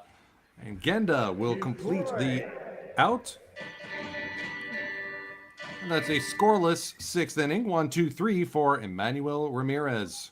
Not the most control, but very, very easy inning other than that. The only rule is it has to work. Looks like Big Boss Shinjo is having a chat with the umpire. We might see some players changing. Either that or they're just comparing 7-Eleven orders. Gordo asking a question. Do either of these teams have players that might make the Team Japan roster next year? Definitely Sosuke Genda. There's no way Definitely you're giving up Chusei Manami. Yeah. 7-time Gold Glover at shortstop. Already a member of the Triple Gold Club. Chusei Manami with that arm. Although, outfield for Samurai Japan, you got Kensuke Kondo, you got Seiya Suzuki, you got Masataka Yoshida, you got Yuki Yanagita maybe. I still think that Manami's got the star power to get there. Because Yanagita is on the other side of the aging curve. Yes, agreed. Yanagita's on the other side of the 30 curve, and Seiya Suzuki was injured last time, so he obviously would like to, I'm sure. But I still think Manami has the juice to make it. The other consideration is I don't think Yanagita actually has played in a WBC yet. Well, we'll see if his body holds up, because it would be awesome to get him a chance at that. The other thing is to consider the pitchers, because there's a non-zero chance that some of the people on this Lions staff might be in the mix for Team Japan. And the fighters aren't exactly chumps in that department either.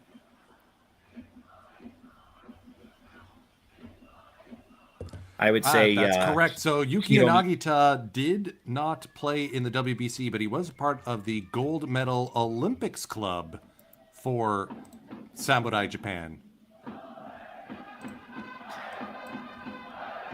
Yeah, I was going to. Oh, we've got some defensive substitutions. Yuma Imagawa is now taking over in left field for. Was that Kengo Yoshida? was that? The Kengo hometown Yoshida. boy, Imagawa. He's And there's a Sapporo new- born and raised. And there's a new pitcher on as well. I did not catch the given name, and That of was course Koki now, Matsuoka. now I'm trying to say it. I'm forgetting a family name too. So thank you. Koki Matsuoka has only appeared in 7 games in his fighter's career, all of those in 2020 and 2021. His ERA was in the double digits for each. So for the last 3 seasons, he's been working it out on the farm, and now he's ready to go here. Not And Nishikawa. drills this deep and high to right field. Monami leaps and makes the grab. I tell you what, if it wasn't for Manami, he'd be 3 for 3. That was a heck of a play. Of course, it was really great contact, and Manami did a wonderful job of tracking it down.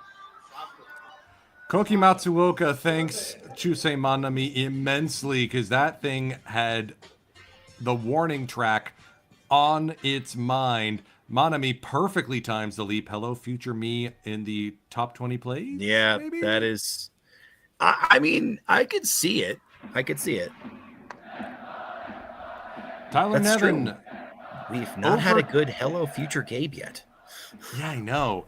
Tyler Nevin 0 for 1, hit into lined into a double play and lined out to right. That one rides in on him. Did it strike him? Nope. It looks like he's okay. Anyways, for the last play, hashtag Golden Glove. Yep, that's him, all right. Matsuoka's 1-1, low and away for ball 2. Dan Highway asking, is the netting in the outfield part of the wall? Yes, it is. So if it strikes the mesh or the fence, it's in play. That does artificially decrease the amount of home runs if it doesn't have the height, but allows for some awesome defensive plays like that regardless.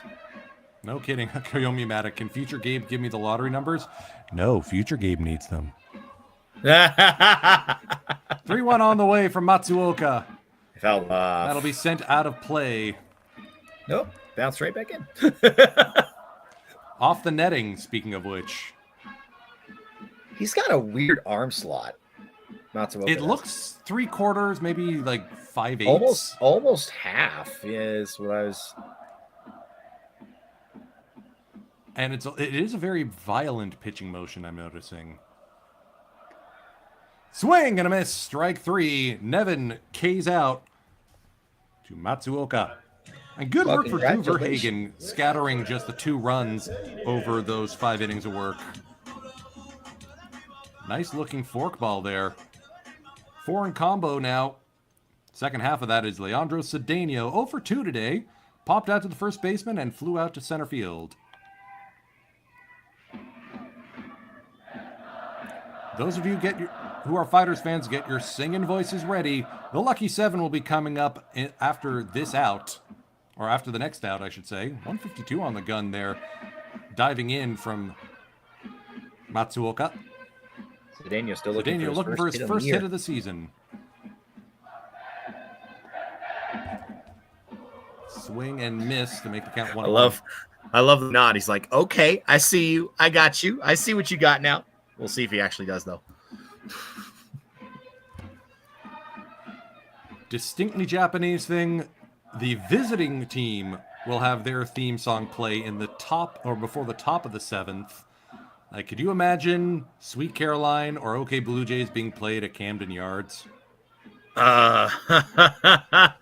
That'd be funny, but no, I can't imagine it. I mean, I'd sing along, but I'd end up wearing someone else's drink. This I know. Yeah. Well. Cedeno sends it fouling out of play, 2-2.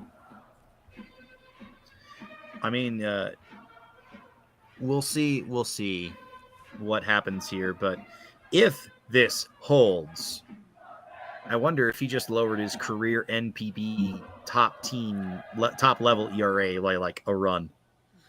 Oh, easily. Considering he's only pitched 6 innings That's before. it up the middle. Cedeno Oh! up the middle. Kami Kawabata can't get to it. Leandro Golf Cedeno, clap. first hit of the season. Golf claps in the chat for hit number 1 of the year. And that'll bring the rookie Seiya Watanabe up to the plate. Roger asking, when is the next WBC taking place? Well, the qualifiers for that were just this past offseason. And the actual tournament event itself will be next spring. Yeah, it's coming up in March. Still can't believe Chinese Taipei had to re-qualify. They did, but it was close. Seiya Watanabe. Ball 1 outside. Oh, Philip, never mind Go Cubs Go not going over well on the south side. Try doing that at Bush. Ah!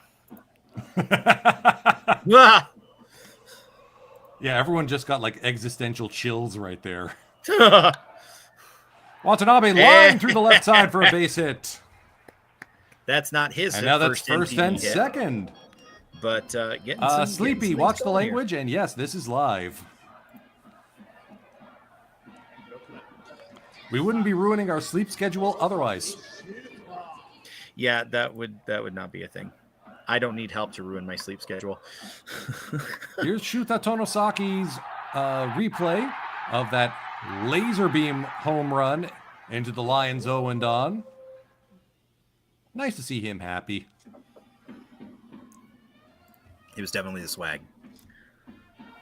1 for 3 on the season as a result.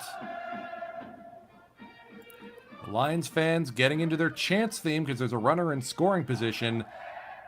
Fun fact about the Balloonadome, when they finally added seats to the outfield sections, they intentionally raised them by 15 centimeters to make it easier to get out of your seat. First and second with 2 down now. Matsuoka working to Tonosaki. Low with a breaking ball. Ball 1. I tell you what, Mr. Apple Punch would be the hero if he could pull off the 2-homer game like Nomura did for the visitors. That would make I'm this just one glad a good game. that the mush ball era is behind us. Knock on wood. I heard that from here. I did the same. This is away again.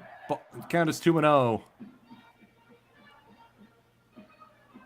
Looks like Yanagita had his first home run of the year yesterday. Also seeing a few clips here on this channel for Rui Muneyama, the new ace shortstop for the Eagles. Very exciting times. Yeah, I mean, you talk about some exciting high draft picks. Tonosaki belts this to center field. Yazawa will track it down, and Matsuoka gets out of the jam, stranding a pair. Through Once we 6, get- it's Fighters 6, Lions 2, Susume Faitazu, the Fighters hymn coming up. Get your flags ready and your vocal cords stretched. It's the Lucky 7. And once the Lucky 7's over, we'll go out of town scoreboard update.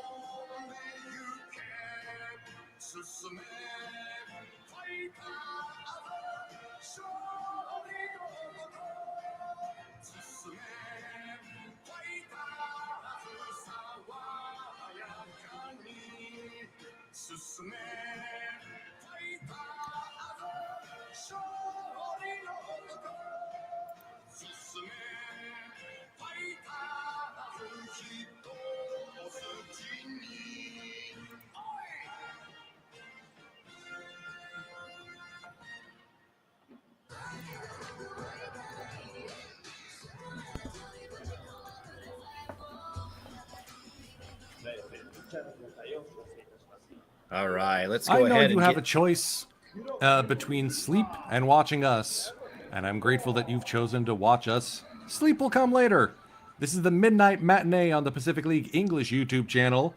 Fighters 6, Lions 2, here at the Luna Dome.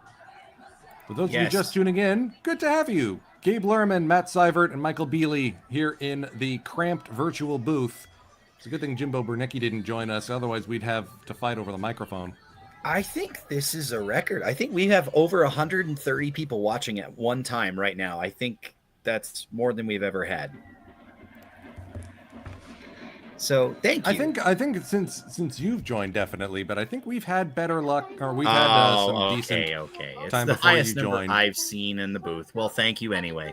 Kudoki Utah takes the mound now. Quick update on the Oryx game in Osaka. They're facing the Golden Eagles. They are up 3-1 in the bottom of the fifth, and Sugimoto is at the plate with a runner on first. For the Hawks and the Marines, the Hawks just got themselves out of a jam, looks like, in the bottom of this. It's going to the bottom of the seventh. They lead 4-1 over Chiba, finally getting revenge, perhaps. Looks like Uesawa, the starter's still in, but we'll see if that holds true. Impressive work. Sleepy asking, why isn't there a Patreon or like a dedicated YouTube channel for American commenting of the MPB? Well, keep in mind, we are actually partnered with the real Pacific League. This is as unofficially official as it gets. So that's why we're allowed to be able to rebroadcast this here on YouTube. Otherwise, that's kind of illicit, and we don't do that here. Also worth noting is that as fun as it is to comment on the American side, we have to acknowledge our Canadian side, including Gabe and our friend Jimbo, who stopped by in the chat earlier. Yes, North American, let's say. Sure. Yuto Kuroki on the bump for the Lions in relief. As a member of the Oryx Buffaloes, he was a part of that 2022 Japan Series Championship. Works a quick 2 outs here. Takizawa on to Nevin, and there's 2 down here in the top of the 7th. Last season, he was with these fighters. This year, he's with the Lions. Sits about 95, or tops at 95 on the radar gun. Sliders, curves, forkballs, and changeups. So, varied pitch mix.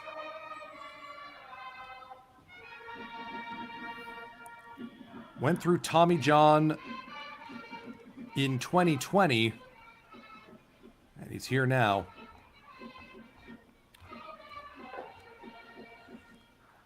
Kiyomiya picked up a hit in the top of the third and came around and scored on Nomura's first home run.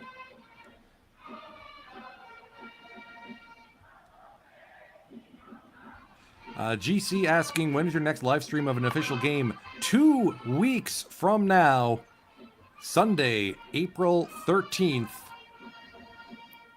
It will be the Chiba Lotte Marines hosting the Fukuoka SoftBank Hawks, 1 a.m. Eastern. We usually do about once a month. Usually. Did not go. Unless we're doing baseball for breakfast, sometimes mixing those in, we'll have a couple more in those cases.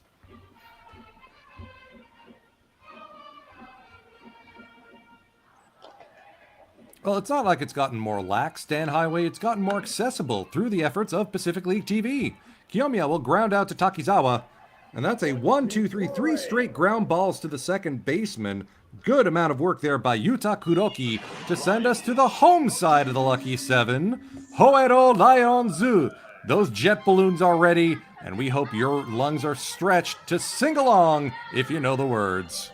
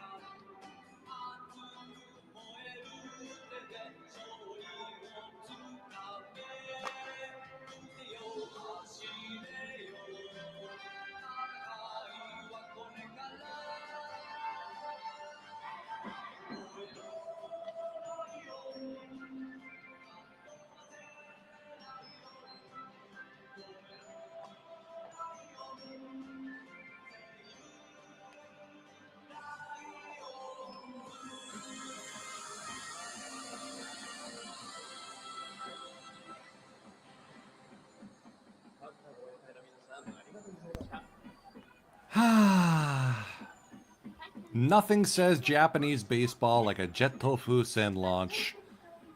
So glad to see those back. They were an early victim of the pandemic, of course. Nobody wants everyone's moist air being blown around the stadium. And yes, WatchDingo.com does carry the other Pacific League games.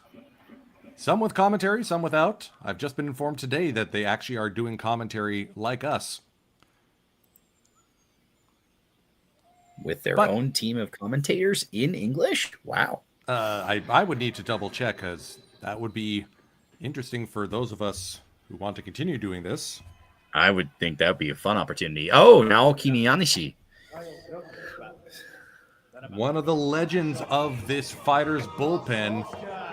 You see that 2.1 ERA last season. That doesn't tell you everything about Naoki Miyanishi.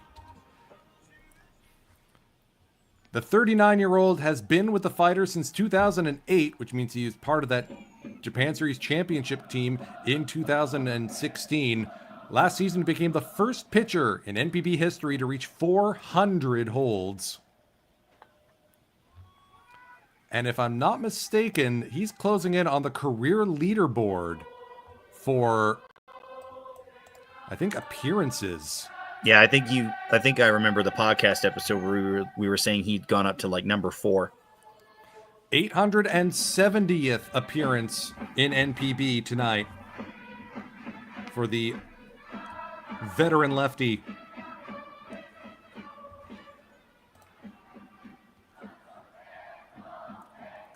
He faces Sosuke Genda, 644 OPS last season, in line with career standards. It was the defensive play that earned him his 6th All-Star nod. Breaking ball chases Genda out of the box, 2-1 the count.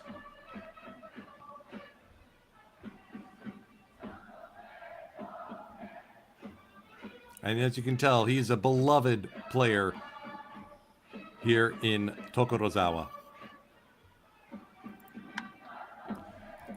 Hit on the ground, picked up by Ishii. Went away.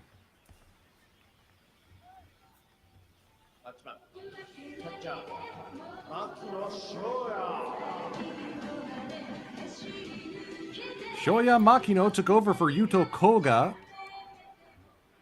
in the bottom of the 5th. Apparently there was a batted ball incident I missed while I was away. Yeah, and Koga ended up taking a foul ball like right under the leg protector, and I think they removed him for precautionary reasons. Yeah, I would do that too.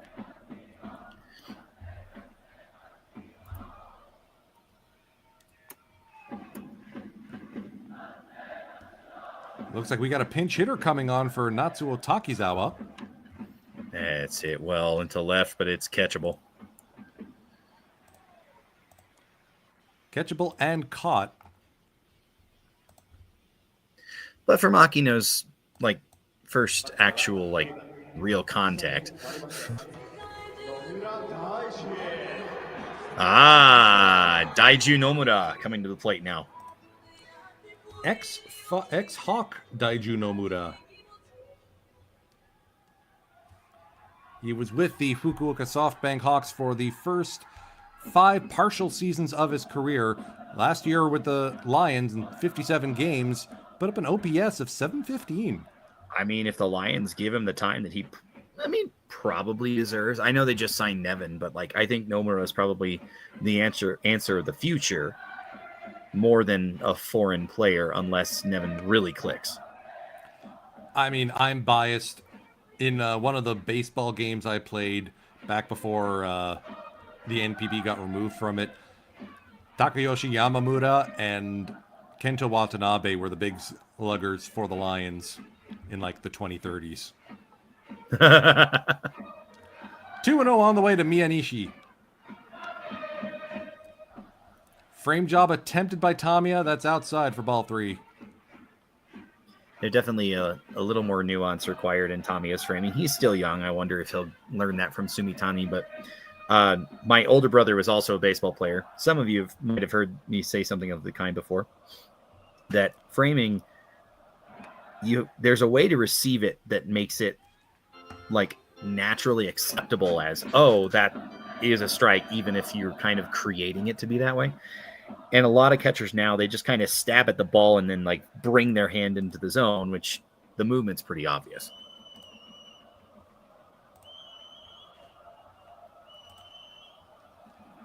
Three and one on the way. Nomura lifts Nami it have room. to Nami have right. room. Manami's going to give it a look, and he'll make the grab. 1-2-3 inning from Naoki Miyanishi, but not without some excitement.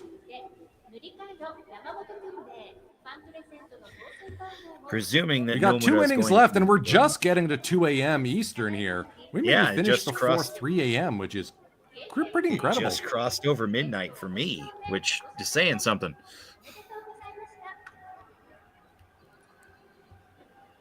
New pitcher in for the Lions.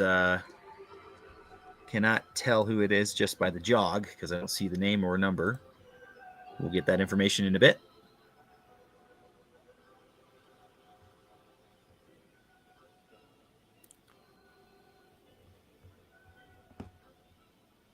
That is Masaya Kuroda.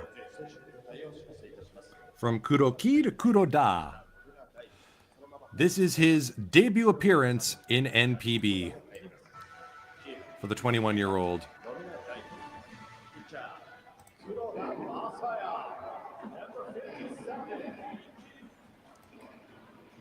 That Lion graphic is Cool so cool. intro. Yes. Man, does everyone get an intro like that? Gosh. Well, they didn't show it all on the scoreboard, but I'm sure the scoreboard itself could have told us. Koyomi Matic, I've had a games of yours end at what, 5 a.m.? Okay, it was 4:30. It was the first ever midnight matinee we have on the archive. 2023's opening weekend, Fighters versus Eagles at SCON.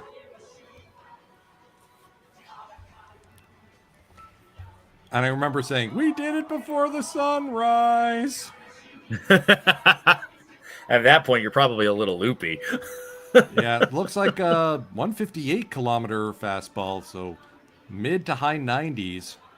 And a forkball as well, according to this, what little katakana I can read. Good job reading forkball. I didn't read much yes. more of it, but, there is that. So not often we get to see a debut here on the midnight matinee, but given the low leverage innings here in the top of the 8th, And also the early part of the season, too. that's true. 21 years old, no pressure, kid. Well, and even if it does not go very well, then he has a memory he will have forever that he made his debut in NPB. And the first batter he gets to face is Franmil Reyes. No pressure, kid. Good luck. Well, there's that fastball heat we've been bringing up.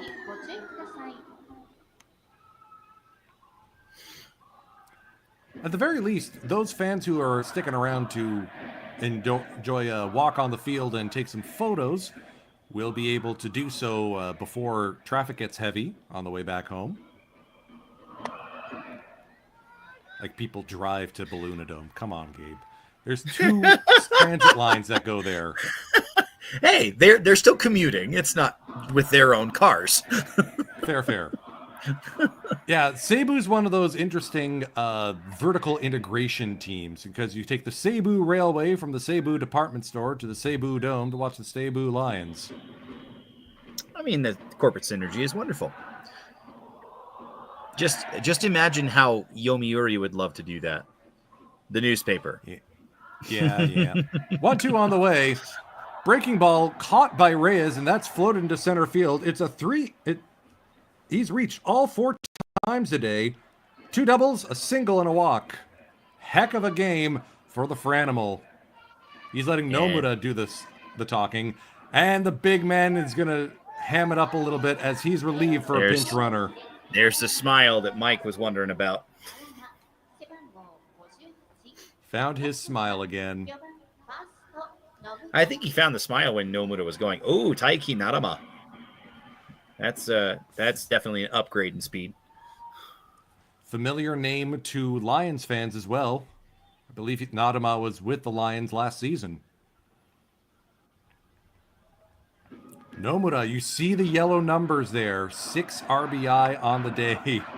Oh gosh, I forgot he got a hit without hitting a home run. Hit also got an RBI. He's driven in every single run. It is literally it's basically Nomura 6, 2. Lions 2. As we say in unison. Wow. Oh, that's going to be fun to listen back to. It'll be a fond memory anyway. Whoa! Nomura he wanted home run number 3 for that third home run. Yeah, no kidding. Breaking ball by Kuroda froze him. Nice looking forkball. Well, I mean, you can tell it's after 2 a.m. We're getting loopy. This is the game of Yuki Nomura. Like, there's no question. The Nomura game. He's basically made himself the RBI leader of the team in one fell swoop. I know it's early, so there is that. But like, this is huge for him.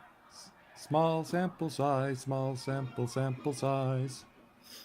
I mean, this game alone, the Fighters have scored more runs than the previous 2 combined. And it's only 33% of the entire season to date. By the time we get to game 143, the percentage of each game in the whole aggregate is tiny. Philip with an interesting question. Is it true a little girl came up with the name Fighters? Referring to the team as it was transferred from Nitaku Home to Nippon Ham when they purchased the club. They renamed it from Flyers to Fighters. Well, I think... Actually, I do not know off the top of head. Big cut, swing and a miss. Kuroda gets his first NPBK, and it's the guy who's had all 6 RBIs today. Let's get some Ks in the chat. Let's get some claps and some Ks in the chat for his first NPB strikeout. Nice looking vertical slider there. That over-the-top delivery. Someone mentioned Tim Lincecum as a comparable. I was thinking like Josh Colementer almost. That axe-throwing delivery. Someone save the baseball. Somebody give it back to him. Hey, it's first time throwing over to checker runner. Not as memorial as the strikeout, though. Chusei Manami 0 for 3 with a strikeout so far today. Also because definitely made up for it with a glove. Also because I was idly curious. One game, when you get to game 143, it is literally less than 1% of the season. 0.69%. Nice. Kayomi Matic asking, is that shirt ripped in the shoulder? Yeah, the armpits of the Lions jerseys are intentionally blown out to allow their fielders more range of motion.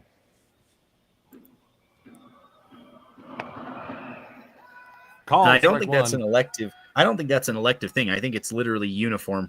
Pardon the pun. Uniform for all of the jerseys.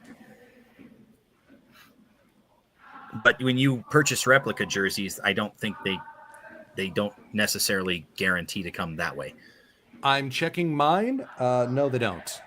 Yeah, I think the one that I got last year was not that way. So 2-1 on to Manami. Not to say we're waiting for the viral here on the Fighters. Not to say we're waiting for the Manami social media plaudits for those cannon arm throws from right field. The laser beam throws, absolutely. Oh, we've had games with Shirai behind the plate. Don't worry. A very, very loud strike call that I burned people's ears at one point. Forkball on this one, diving in on Manami's feet.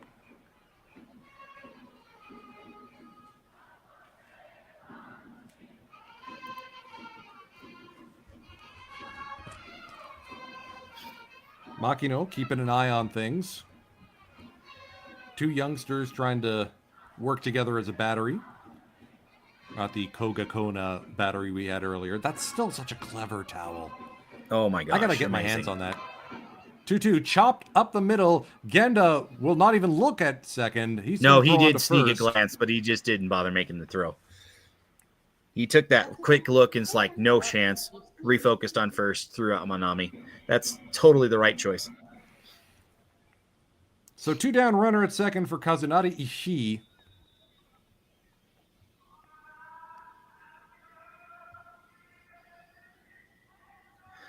I mean, all things considered, Ishii 0 for 3 today. he's faced some really big names as far as NPB is concerned and come out looking pretty good. I mean, successful debut thus far. I mean, yeah, for Animal getting on base, well, I mean, he's 3 for 3 with a walk today and 2 runs scored. He's just on a burner right now. And he will be out of the game for the rest of it because he just got replaced for pinch runner. So, that's his final stat line for the game.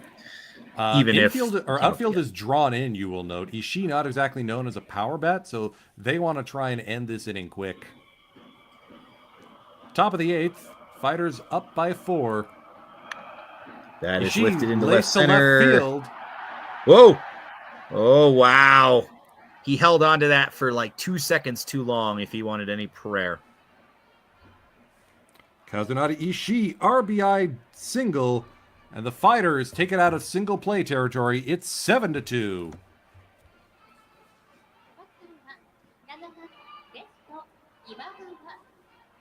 It Phillip took him. I don't know if agreeing, it was good a piece of transfer hitting. issue.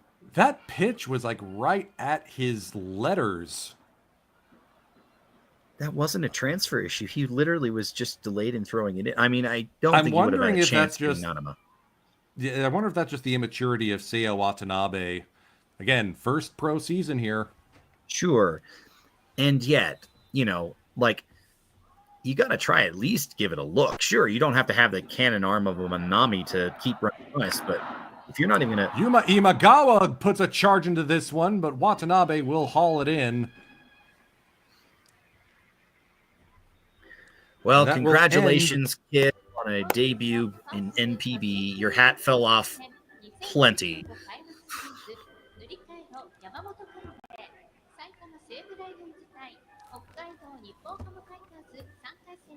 I think that's some sort of congratulations for him, but I That can't read. is all tickets sold. So they had a It's full a house. sellout. They had a full house. Although, as I say that, people are starting to head for the exits. Could be concession stands. All the concession stands here at Could be. Laguna Dome are up at the back ends of the concourse, if memory Here's serves. another reminder of those promotions starting the series. Well, I guess this one's all on the 18th of April. Looking like some franchise legends and some cards available, BBM cards. They'll be playing the Hawks that day. The Hawks celebrated their 20th anniversary being owned by SoftBank last weekend. If you subscribe to Pacific League TV, or just go check out now before the month end, because it's free until the month ends, you'll be able to catch the alumni game for the Hawks 20th anniversary. Man, they brought out all the big names. Julio I mean, you Zuleta, can Daiho Lee, call them- Kenji You can call them old Jojima. boys. Yeah, that's very much That's the what OB Japanese term, means, OB. Yeah. And Kimiyasu Kudo and Koji Akiyama squaring off. They the two literally, managers coming onto the field. yeah, I was going to say, they literally both got a chance to bat, I think I saw in the highlight video. Kudo pitched to Akiyama. Gotcha.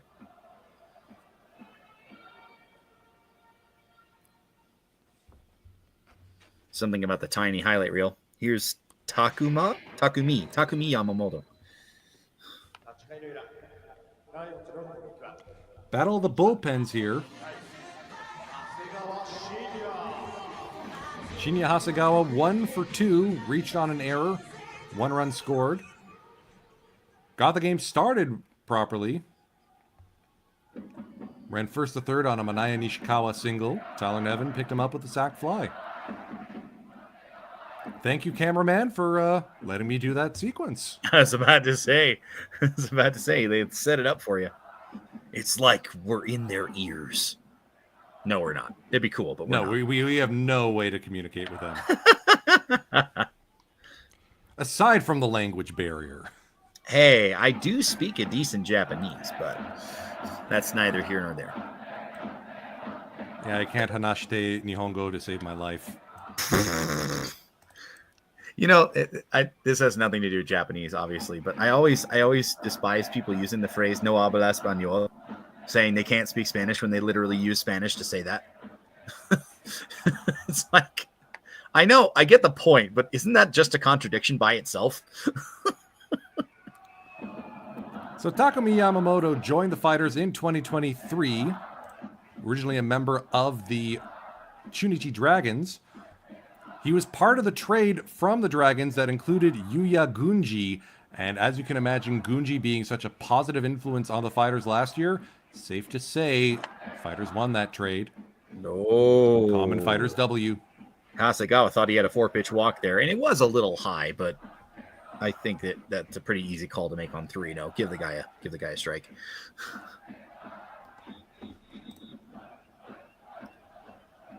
Also, who's taller, Takizawa or Yamamoto? Good question. This guy looks pretty tiny. Yamamoto's only 167 centimeters, so I think that's 5'7". So that means Or only like a Takizawa's centimeter even or shorter. so higher. Yeah, he is another short king.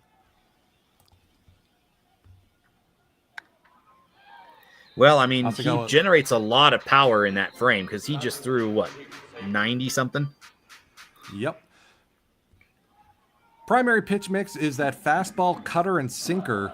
He has a couple of other off-speed pitches, including a shuto, but doesn't throw it that frequently, and the shuto in particular gets eaten alive. Gee, I wonder why he doesn't throw it much. His best pitch is that cutter, 192 opponent batting Off average. the hands, maybe? Nope, not room.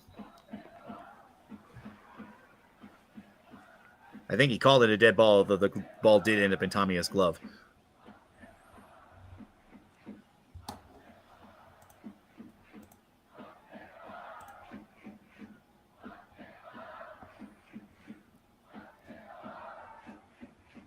Yeah, we got some questions about the velocity from such a small fellow. And yeah, Masaji Sahara and Tsuyoshi Shimonoyanagi were the guys that Yamamoto modeled his pitching motion on. Some NPB vets from the 90s and 2000s. Koyomi Matic was checking in on there's an interpreter for the Hanshin Tigers. I know it's the other league, but played with Brazil in WBC qualifier, and that is correct.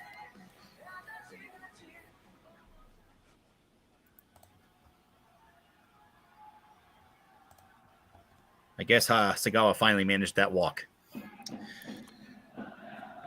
Mana Nishikawa was 2 for 3. He flew out to deep part of the park last time. He'd love to get one over the fence and avoid Manami's glove, I bet. That's not going to do it, though. Well, it had the height, just not the distance. Incorrect direction. Koyomi Matic bringing up Alex Cabrera of the Lions. Thinking of stances, and yeah, the it's not the stance that comes to mind for Alex Cabrera. It's those giant pythons of his. Ooh. Man was built. Well, I mean, being cut as an athlete does make a lot of sense. That was, I wanted all of that pitch and got none of it. Swing. Yep. Little high heat there from Takumi Yamamoto.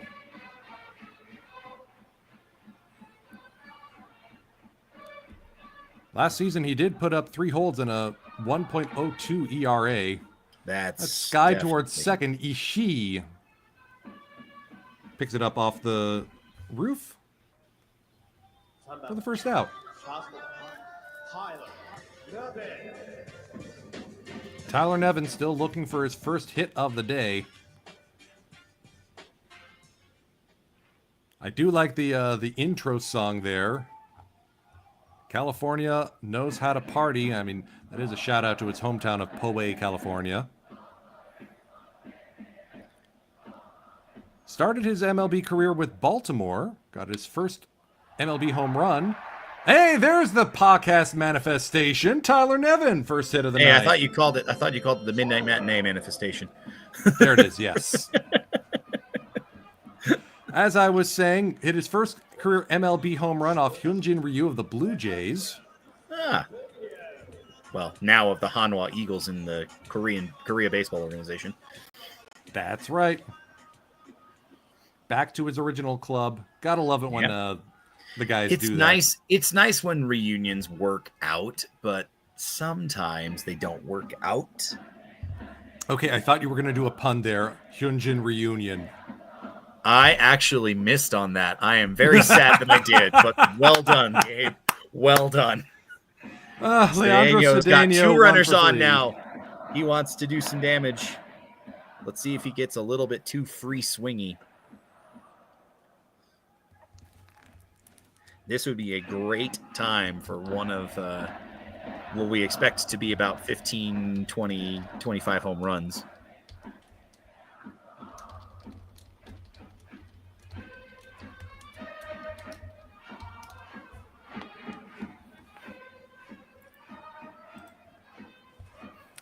Dan Highway dropping a golf clap. Much appreciated. Army chumming. Late inning PLTV English commentary is golden. Well, I mean, yeah, a little punch drunk. Emphasis on the punch. We still got 115 of y'all tuned in, so we're not scaring you away. Otherwise, you'd have gone to Dingo TV a while ago. Leandro mercy. Cedeno, high and deep to left field, and that one is on the warning track, bounced up against the fence. 1 run will score, possibly more. The relay throw will be late. Nevin scores standing up. Leandro Cedeno, 2 RBI double.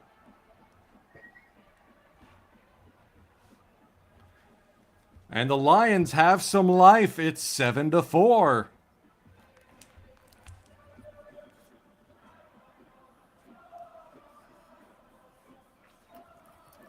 He went fishing on that one. Could have been an automatic double. You just saw I loved seeing the reaction to the Owendon, like, oh, hey! The delayed reaction when they realized no one was going to be picking it up. The double shaka from Cedeno there.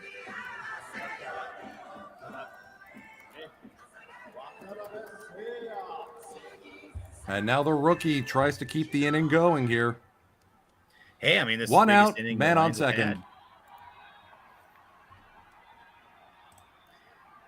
I mean, it literally doesn't take much for it to be the biggest inning the Lions have had by runs scored, but it's the biggest inning they've had. This is also the most runs they've scored in a game so far this season. I mean, yes, this Small is only the third sample size.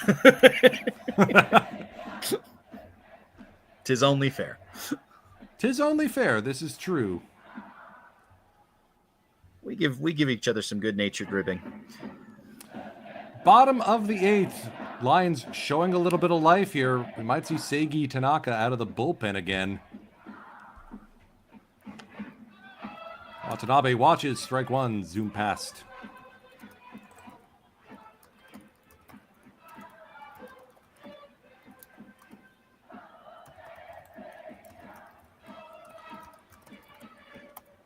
Now, I'm trying to figure out if that's a unique cheer song for Seiya Watanabe or if that's just the generic one the Lions have. Because they do have... That's a hit. Oh, that's over the head of Ishii and But into center Cedeno- field. Yazawa's throw will go into second. Runners at the corners. Yeah. Cedeno. And now the tying run is at the plate. And it's Tonosaki who already has a home run today.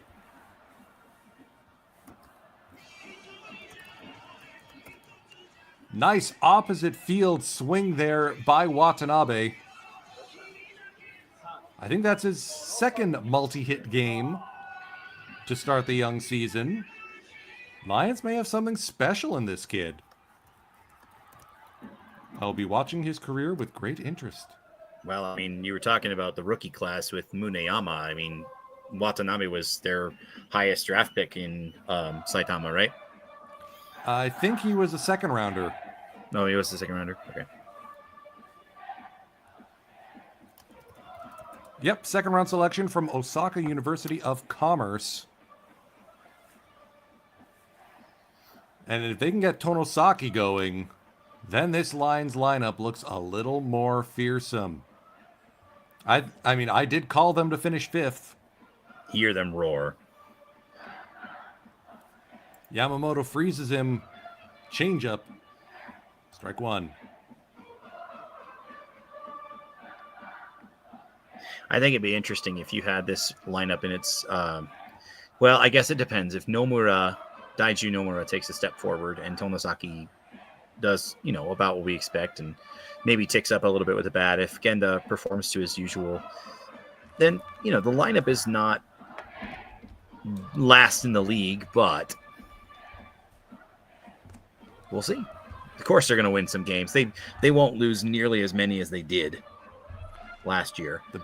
Yeah, last year I think we could just chalk it up to an aberration. Same with the Buffaloes, the mush ball did things to people. All the people who left early are probably going to feel real silly. Tonosaki, 0-2 hole. This game, the balls have been flying, obviously. So,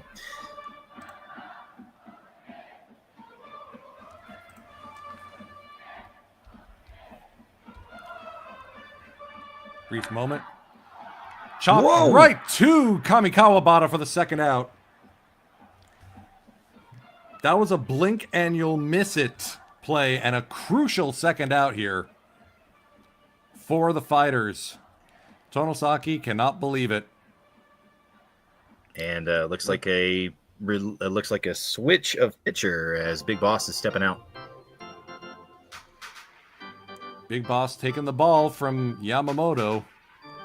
Wait, he already has one. What's going on? Are we doing multi-ball? Is that the thing? Hidden ball trick. No, I'm kidding.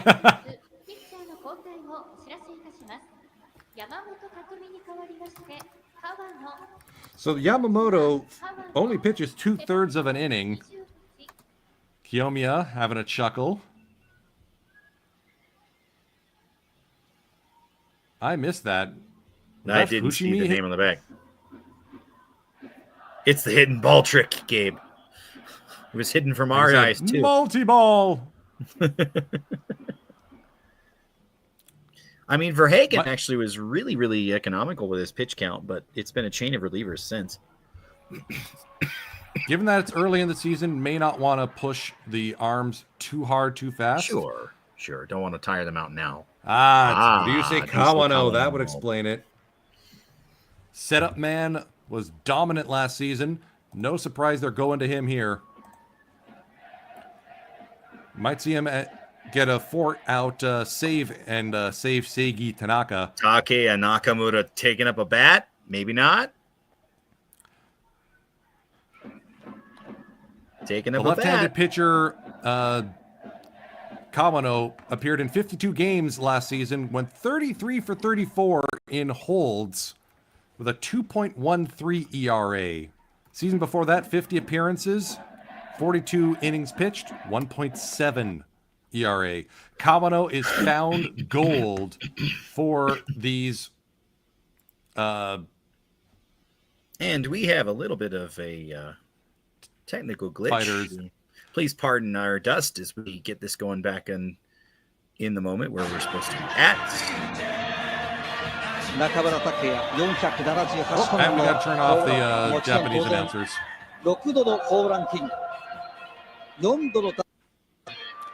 Thank you much. All right. So it is a pinch hitter for Genda. Takeya Nakamura, Okawari-kun himself, checking in as a pinch hitter. This is going to be fascinating. Though we are having a little bit of issue right now. So while we're getting things going here.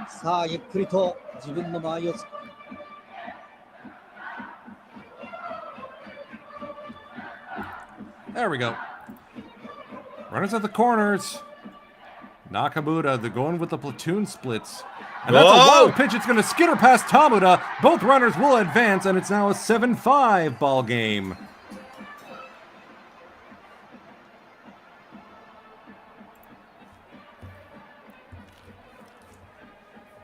Shinjo, nervous.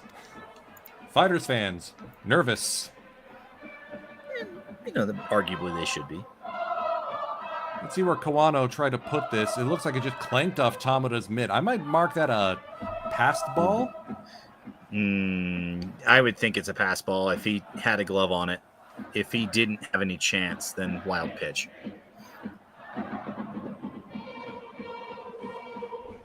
So that'd be Seiya Watanabe, the rookie, standing at second.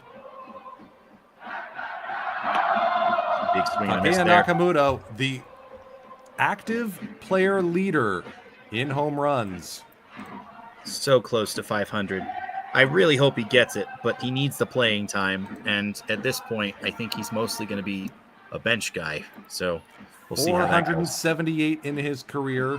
Hit 7 last season.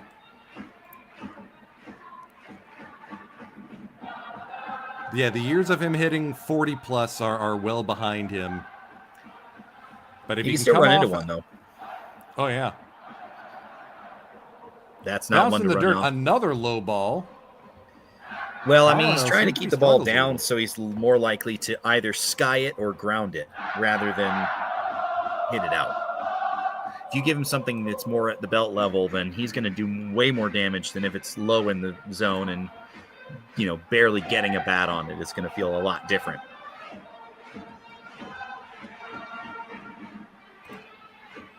That is fair. Takeya Nakamura, the big bopper himself. Fastball cutter combo primarily from Kawano. He'll mix in a curve or a changeup every once in a while. 2-1 runner at second. Big swing and a miss for strike 2. That had Nakamura running away. Now, I don't think I need to tell you about the nickname Takeya Nakamura has acquired. He's called Okawari-kun, which translates to second helpings.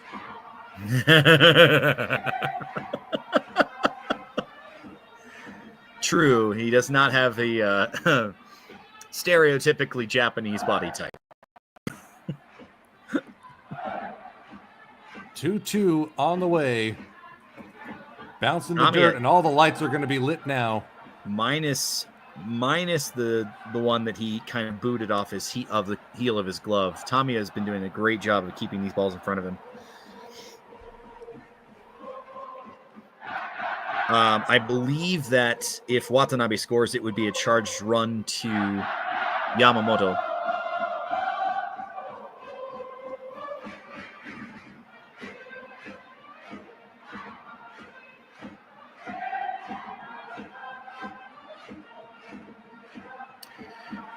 And we are at a full count. Comes set. Checks back on Watanabe. The deciding pitch. Called ball 4. And Nakamura reaches. Is that Shinjo asking for a review there?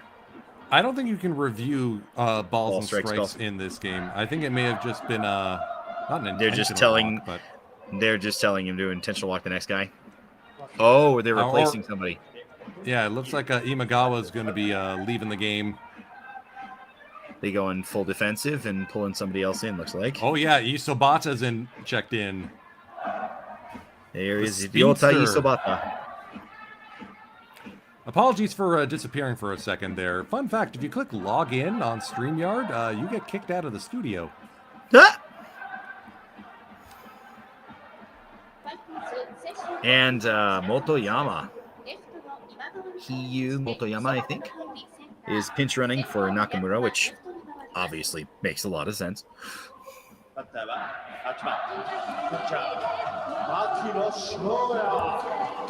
While we're waiting here, some fun updates in the scorebook. Oryx still has a 5-1 lead over Rakuten. It is now the bottom of the 7th. SoftBank currently behind the Marines, 1 out in the bottom of the 9th. It's not look updated. Never mind. Let me click that again. It is the top of the 9th. Marines have a 5-4 lead.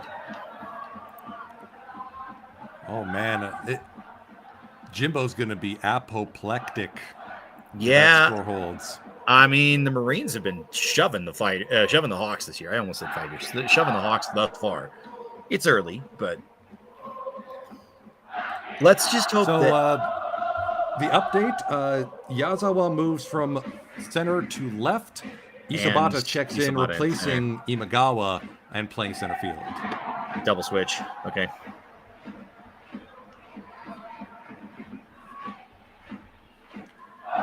I do like Isobata. He is a speedster.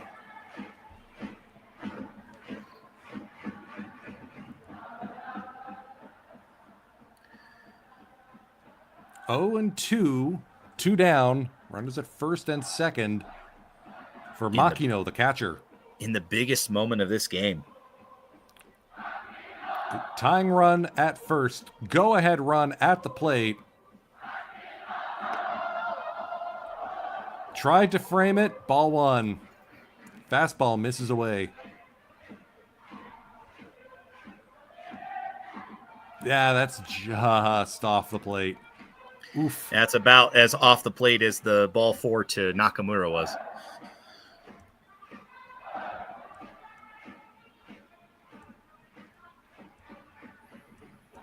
Tamiya doing a decent job behind the plate. It'll be interesting to see. Motoyama at first. Whoa! Swing and a miss. There it is. Makino ends the inning.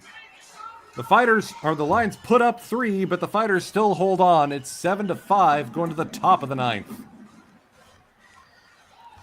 One last chance to expand the lead for the Fighters. One final inning to try and make it even for the Lions. One giant leap for mankind. One small step for Nippon Ham. A large leap step for Ham. Sabre. Yes. We appreciate you checking out the stream. It is very late for both of us.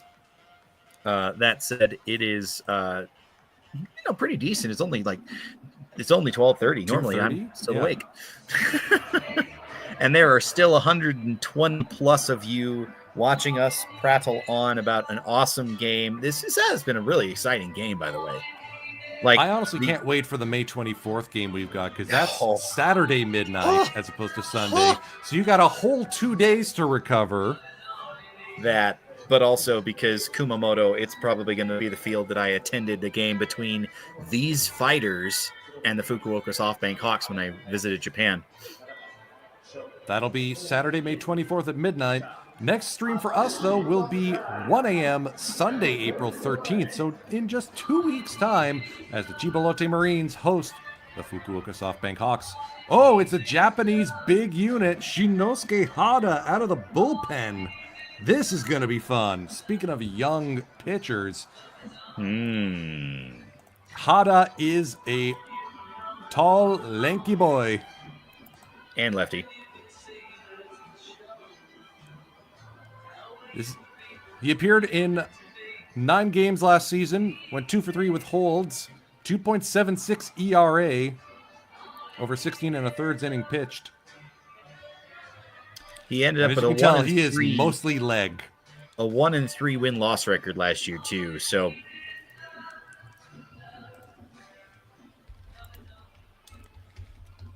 but as you can tell from that lanky frame, he has a particular comparable. 191 centimeters tall. So that's like, what, 6'2"? I think I'm 193, and I'm 6'4", so like he's up there. My goodness, Gabe, you're tall. When you meet me in real life, you'll be looking down.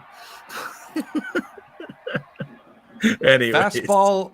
His fastball usually tops at 157 kilometers an hour, so around 95, 96. And like the young Randy Johnson, he also has the occasional struggle with his positioning. his control. We'll see how that fares here. Well, that was in there for Nice straight. looking changeup there. Now it'll be very strike interesting one. to see if the comparisons to Randy Johnson like enhance themselves by him discovering himself and all of a sudden going on a tear. Oh yeah, But- that's two very good off-speed pitches so far against Tamiya. I wonder Nice if the book tailing is action on the changeup.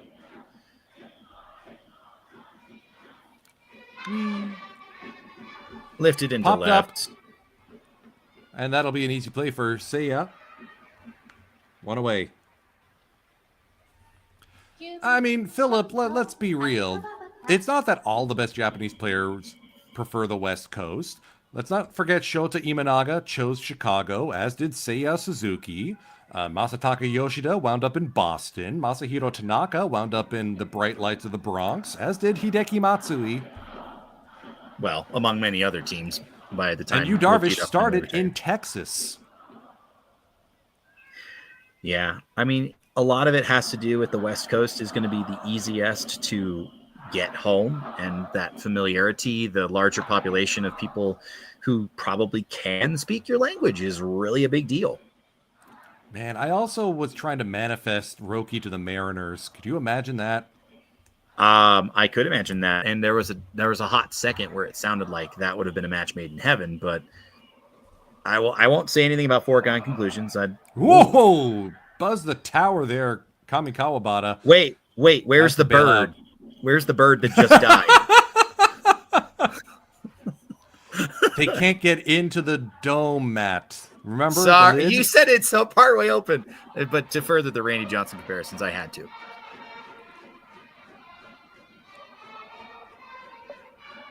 Getting the chance to watch him live is a treat, I have to say. I've only seen highlight reels on the Pacific League English YouTube channel, which you're watching to right now.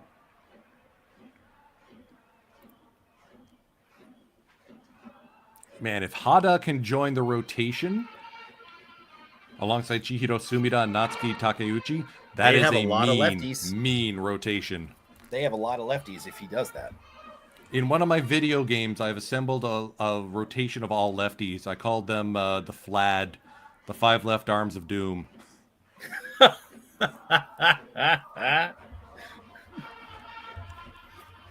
Who needs platoon splits anyway? That is one thing I've noticed watching all this Japanese baseball. They don't really favor platoon splits. Yeah. Like we've had games where a lefty started and the lineup is 7/9 lefty. Well, and that's the thing that I was noticing is the preponderance of lefty hitters in NPB. Nevin with another unassisted out at first. 2 down here for the Fighters.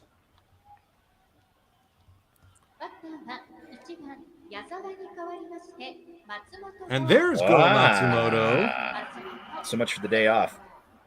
Just get him a little work. Hitless on the season thus far. Wouldn't be surprised if Go takes over in left as well. We're getting the hands crew out. It's a pity we don't get the Triple M outfield, but Mizutani has ruined that dream for the moment. Okay, where is that bird? I mean, you could say it's Matsumoto, Manami, and Misobata. That's trying too hard. We'll call him the M and M, and for Isabata. There you go. I mean, he's got the plus right in his name. There you go. That's one of the kanji. Yep.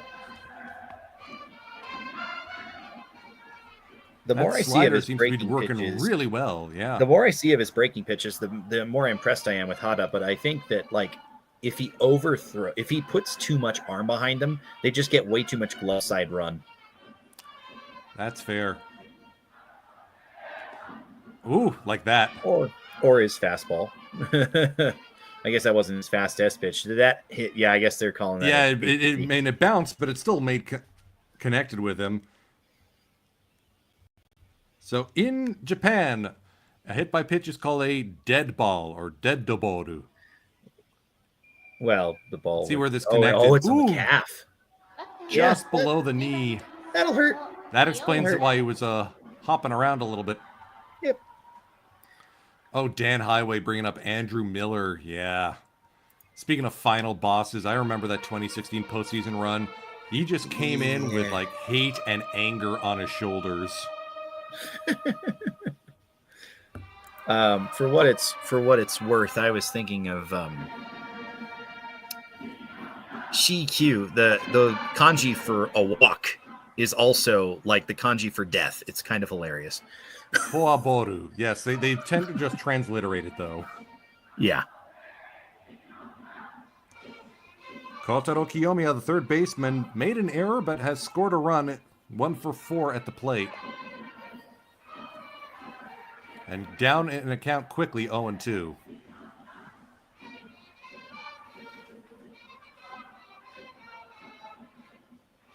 Give Makino credit. He's called a good game for the bullpen. Except against Nomura. Because who has called a good game against Nomura in this one? That's true. Nomura may actually still have a chance for a third home run if Kiyomiya and Nadama get aboard. Right? Yes, Nanama's on deck because he replaced... who was after? Oh, he replaced Reyes, essentially, was the... Yes. And that definitely passed ball, allows the runner to advance to second, and we got another runner in scoring position for Kiyomiya now.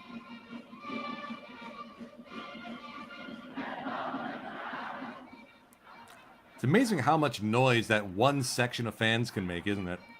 It is, but I think a lot of it is the brass. Biased. Brass players are loud. Way louder than string players. Home plate umpire says he went around. Cameraman has a bit of an issue, but that's a strikeout for Hada to end the threat. I think it was a drop third situation such that he had to throw down to first, rather. And that's probably Kirby why. Maddock mentioning our old friend, the StreamYard duck up at the top right corner. Yeah, we missed him too.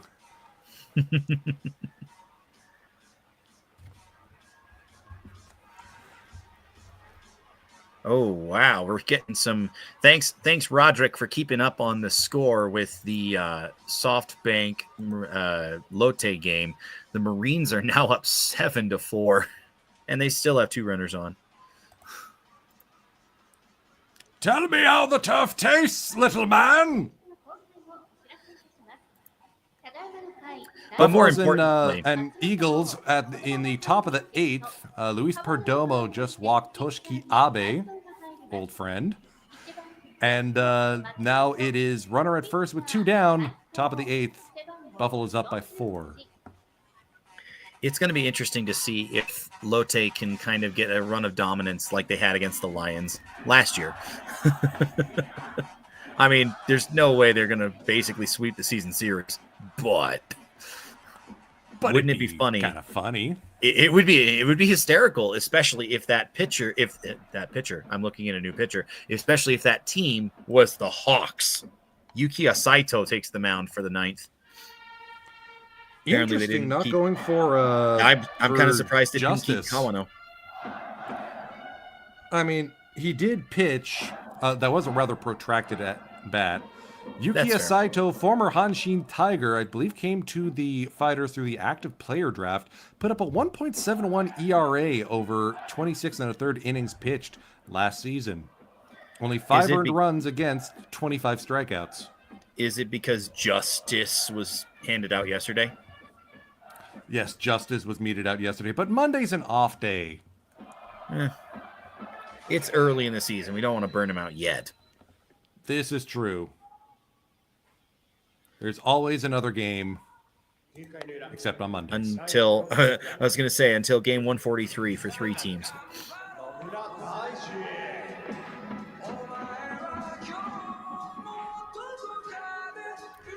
So it'll be Daiju Nomura getting us started here, number 9 batter against Yukiya Saito. After him, Shinya Hasegawa and Manaya Nishikawa, barring pinch hits. Nomura flew out to right, his only at bat taking over for Natsuo Takizawa. even at second base. I didn't think he would play at second base. Yeah, that's a pretty fast ball. 160 would become 100 miles per hour. 162 is 162. Okay. Yeah. So that was really like 98 right there. Yeah, 98, 99. Jeez. I've Yes, heard that's tale right. that Saito is I've heard Saito is a flamethrower, and that's being backed up. Yeah, it's not like the cheesy score bugs in America where they will show flames for any pitch over 95, which is admittedly most of them now. Well, and that's the thing. I think they have to up that number to about 99, or else it doesn't make any sense to continue showing it differently. Nomura wanted all of that, got it just enough of it to stay alive. Otherwise, that should have been strike number 3. But apparently hits Tommy on the way by, so he's checking up on him. Like, you okay, dude? This was not as much of a game until last inning when the Lions put 3 up on the Fighters bullpen. Yamamoto and Kawano running into some ambushes. Kawano getting out of the jam. Saito now taking over as the 9th inning man. Koyomi Maddox saying 156 would be approximately 97. Thank you for the conversion into freedom units. It's funny. Even up here in Canada, we still measure speed in kilometers or in miles per hour. I thought Canada was free from something else. Anyway, whatever.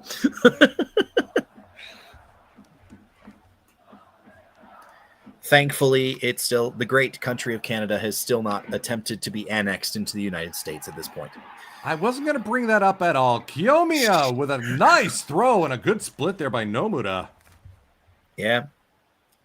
Nomura robbing right there. Making up for the biffed play earlier. I was about to say, occasionally shows the flash with the glove. I mean, he's no Yumamune, let's be real. Well, that's not a player on this team, so. No. But Yuki manages to put out Daiju Nomura in the Battle of the Nomura, quote-unquote, brothers. I know they're probably not related even, but it's just funny to say. Whoa! 157 right at the cup. Shinya Hasegawa has reached on error, reached on a walk, on a single. Busy day, and he scored twice. 1-0 on the way from Yukiya Saito to Shinya Hasegawa. Called strike 1. There's that fastball. Yeah, Seigi Tanaka does have a more varied pitch mix and isn't as much of a flamethrower, so going with an interesting look here, trying to overpower with speed here. I wonder if that means he'll try a different approach against Tyler Nevin. Hasegawa skies this into foul territory. Kiyomiya makes it 2 down. Lions are running out of room here.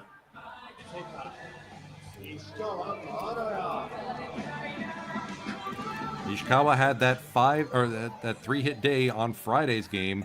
He's got 2 so far tonight. 2 for 4 so far.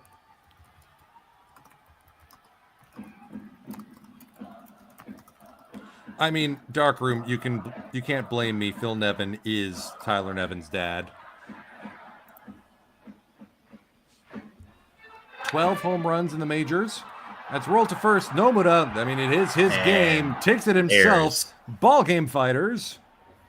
And that is your final score. The Hokkaido Nippon Ham Fighters continue their winning streak on the Midnight Matinee opening weekend. It's their 3rd in a row over the last 3 years. 7-5 over the Saitama Seibu Lions. Your winning pitcher is Drew Verhagen. Losing pitcher to Kona Takahashi, which unfortunately extends his winless streak, which dates back to 2023.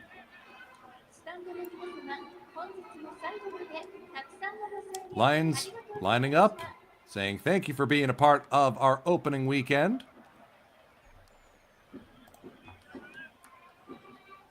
Let me just take a quick glance and see where they are headed to next. Lions will be on the road visiting the Eagles at Rakumo Tuesday through Thursday. Those games will be played 4 p.m., 1 p.m., 1 p.m. Japan time. So there will be some midnight baseball in the middle of the week, which is quite nice. For those of you staying up late Tuesday or Wednesday. As for these fighters, they head home to face the Hawks at Escon Field, Hokkaido for 2 games.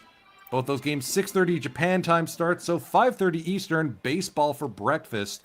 All games available on watchdingo.com or Pacific League TV at pacificleague.com/PTV. Our next midnight matinee will be in 2 weeks as the Chiba Lotte Marines host the Fukuoka SoftBank Hawks at 1 a.m. Eastern, 10 p.m. Pacific. Matt, Mike, any last words before we turn things over to our on-the-field interview? I wouldn't be shocked if it's Yuki Nomura for the I was about to say hero it better of the be game. it better be Yuki Nomura. It was the Nomura game, man. He just made himself the team leader in RBIs and home runs in one fell swoop. What a game. Super exciting to see the Lions have that like fight in them. They did not go down, just like they didn't roll over. That was really nice. Sorry that Kona Takahashi couldn't pick up a win, but once again, the offense, while he was on the mound, a little lacking, and giving up those 2 big home runs was just kind of the final nail for him there. It was a lot mix of everything. We had a little bit of base running. We had some pretty timely hitting. We had some great catches. We had some deep balls. I even got to attempt a home run call that I did not practice. So thanks for having me. Thanks for watching, everybody. We appreciate all over 130 of you that were checking it out from wherever. Have a good night or day or wherever it is. Yep, Yuki Nomura, 3 for 4, 6 RBI, 2 home runs, 10 total bases. We'll let you listen to the interview. Sweet dreams, everyone. Thank you for tuning in. 今日の2本のホームランについて伺います。まず1本目、インコース高め、あれはどういう狙いでスイングしました？タイミングも合ってたので、引っ張れる球をしっかり強くっていうイメージで、イメージ通りのバッティングができました。狙いはホームランでしたか、ツーベースでしたか？いや、もちろんツーベースですね。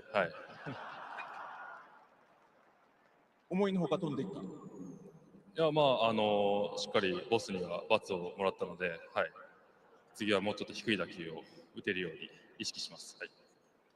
そして次の打席は監督からも丸が出ましたが、あれは1球目のフォーク狙っていました？いや、反応でうまく打てたかなっていう感じですね。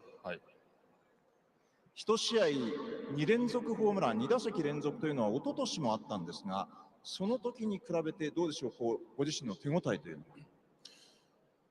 いや、その時も良かったですけど、その時は勝てなかったので、今日はしっかり最後勝ち切ることが、できて終わったので、それ含め、最高だなと思います。今シーズンは監督に4番を任されてのスタートですが、この3日間どんな意識で過ごしてこられましたか？打席自体は自分の中ですごくいい感覚で立てていたので、無理に焦ることなくっていうのと、やっぱり清宮さん、レイエスの後を打つっていうのは、僕で勝負をっていう場面が増えると思うので、そこで1本打って、切れ目のない打線にできればなという意識で立ってました。強い思いで臨んでいるシーズンかと思いますが、4番としての自信、これはいかがでしょう？1年、終わった時に、自信持って、ファイターズの4番ですと、言えるように、1年間かけて、成績を残せればなと思います。素晴らしい出だしをしたところでですね、改めましてこの2025年シーズン、どんなシーズンにしていきたいか、チームを代表してファンの皆さんに一言お願いします。いや、もうファンの皆様と一緒に、ボスを、日本一に、できるように、笑って終われるシーズンにしたいと思うので、一緒に戦ってもらえると嬉しいです。ありがとうございました。これからも期待しております。ファイターズの野村選手に伺いました。放送席どうぞ。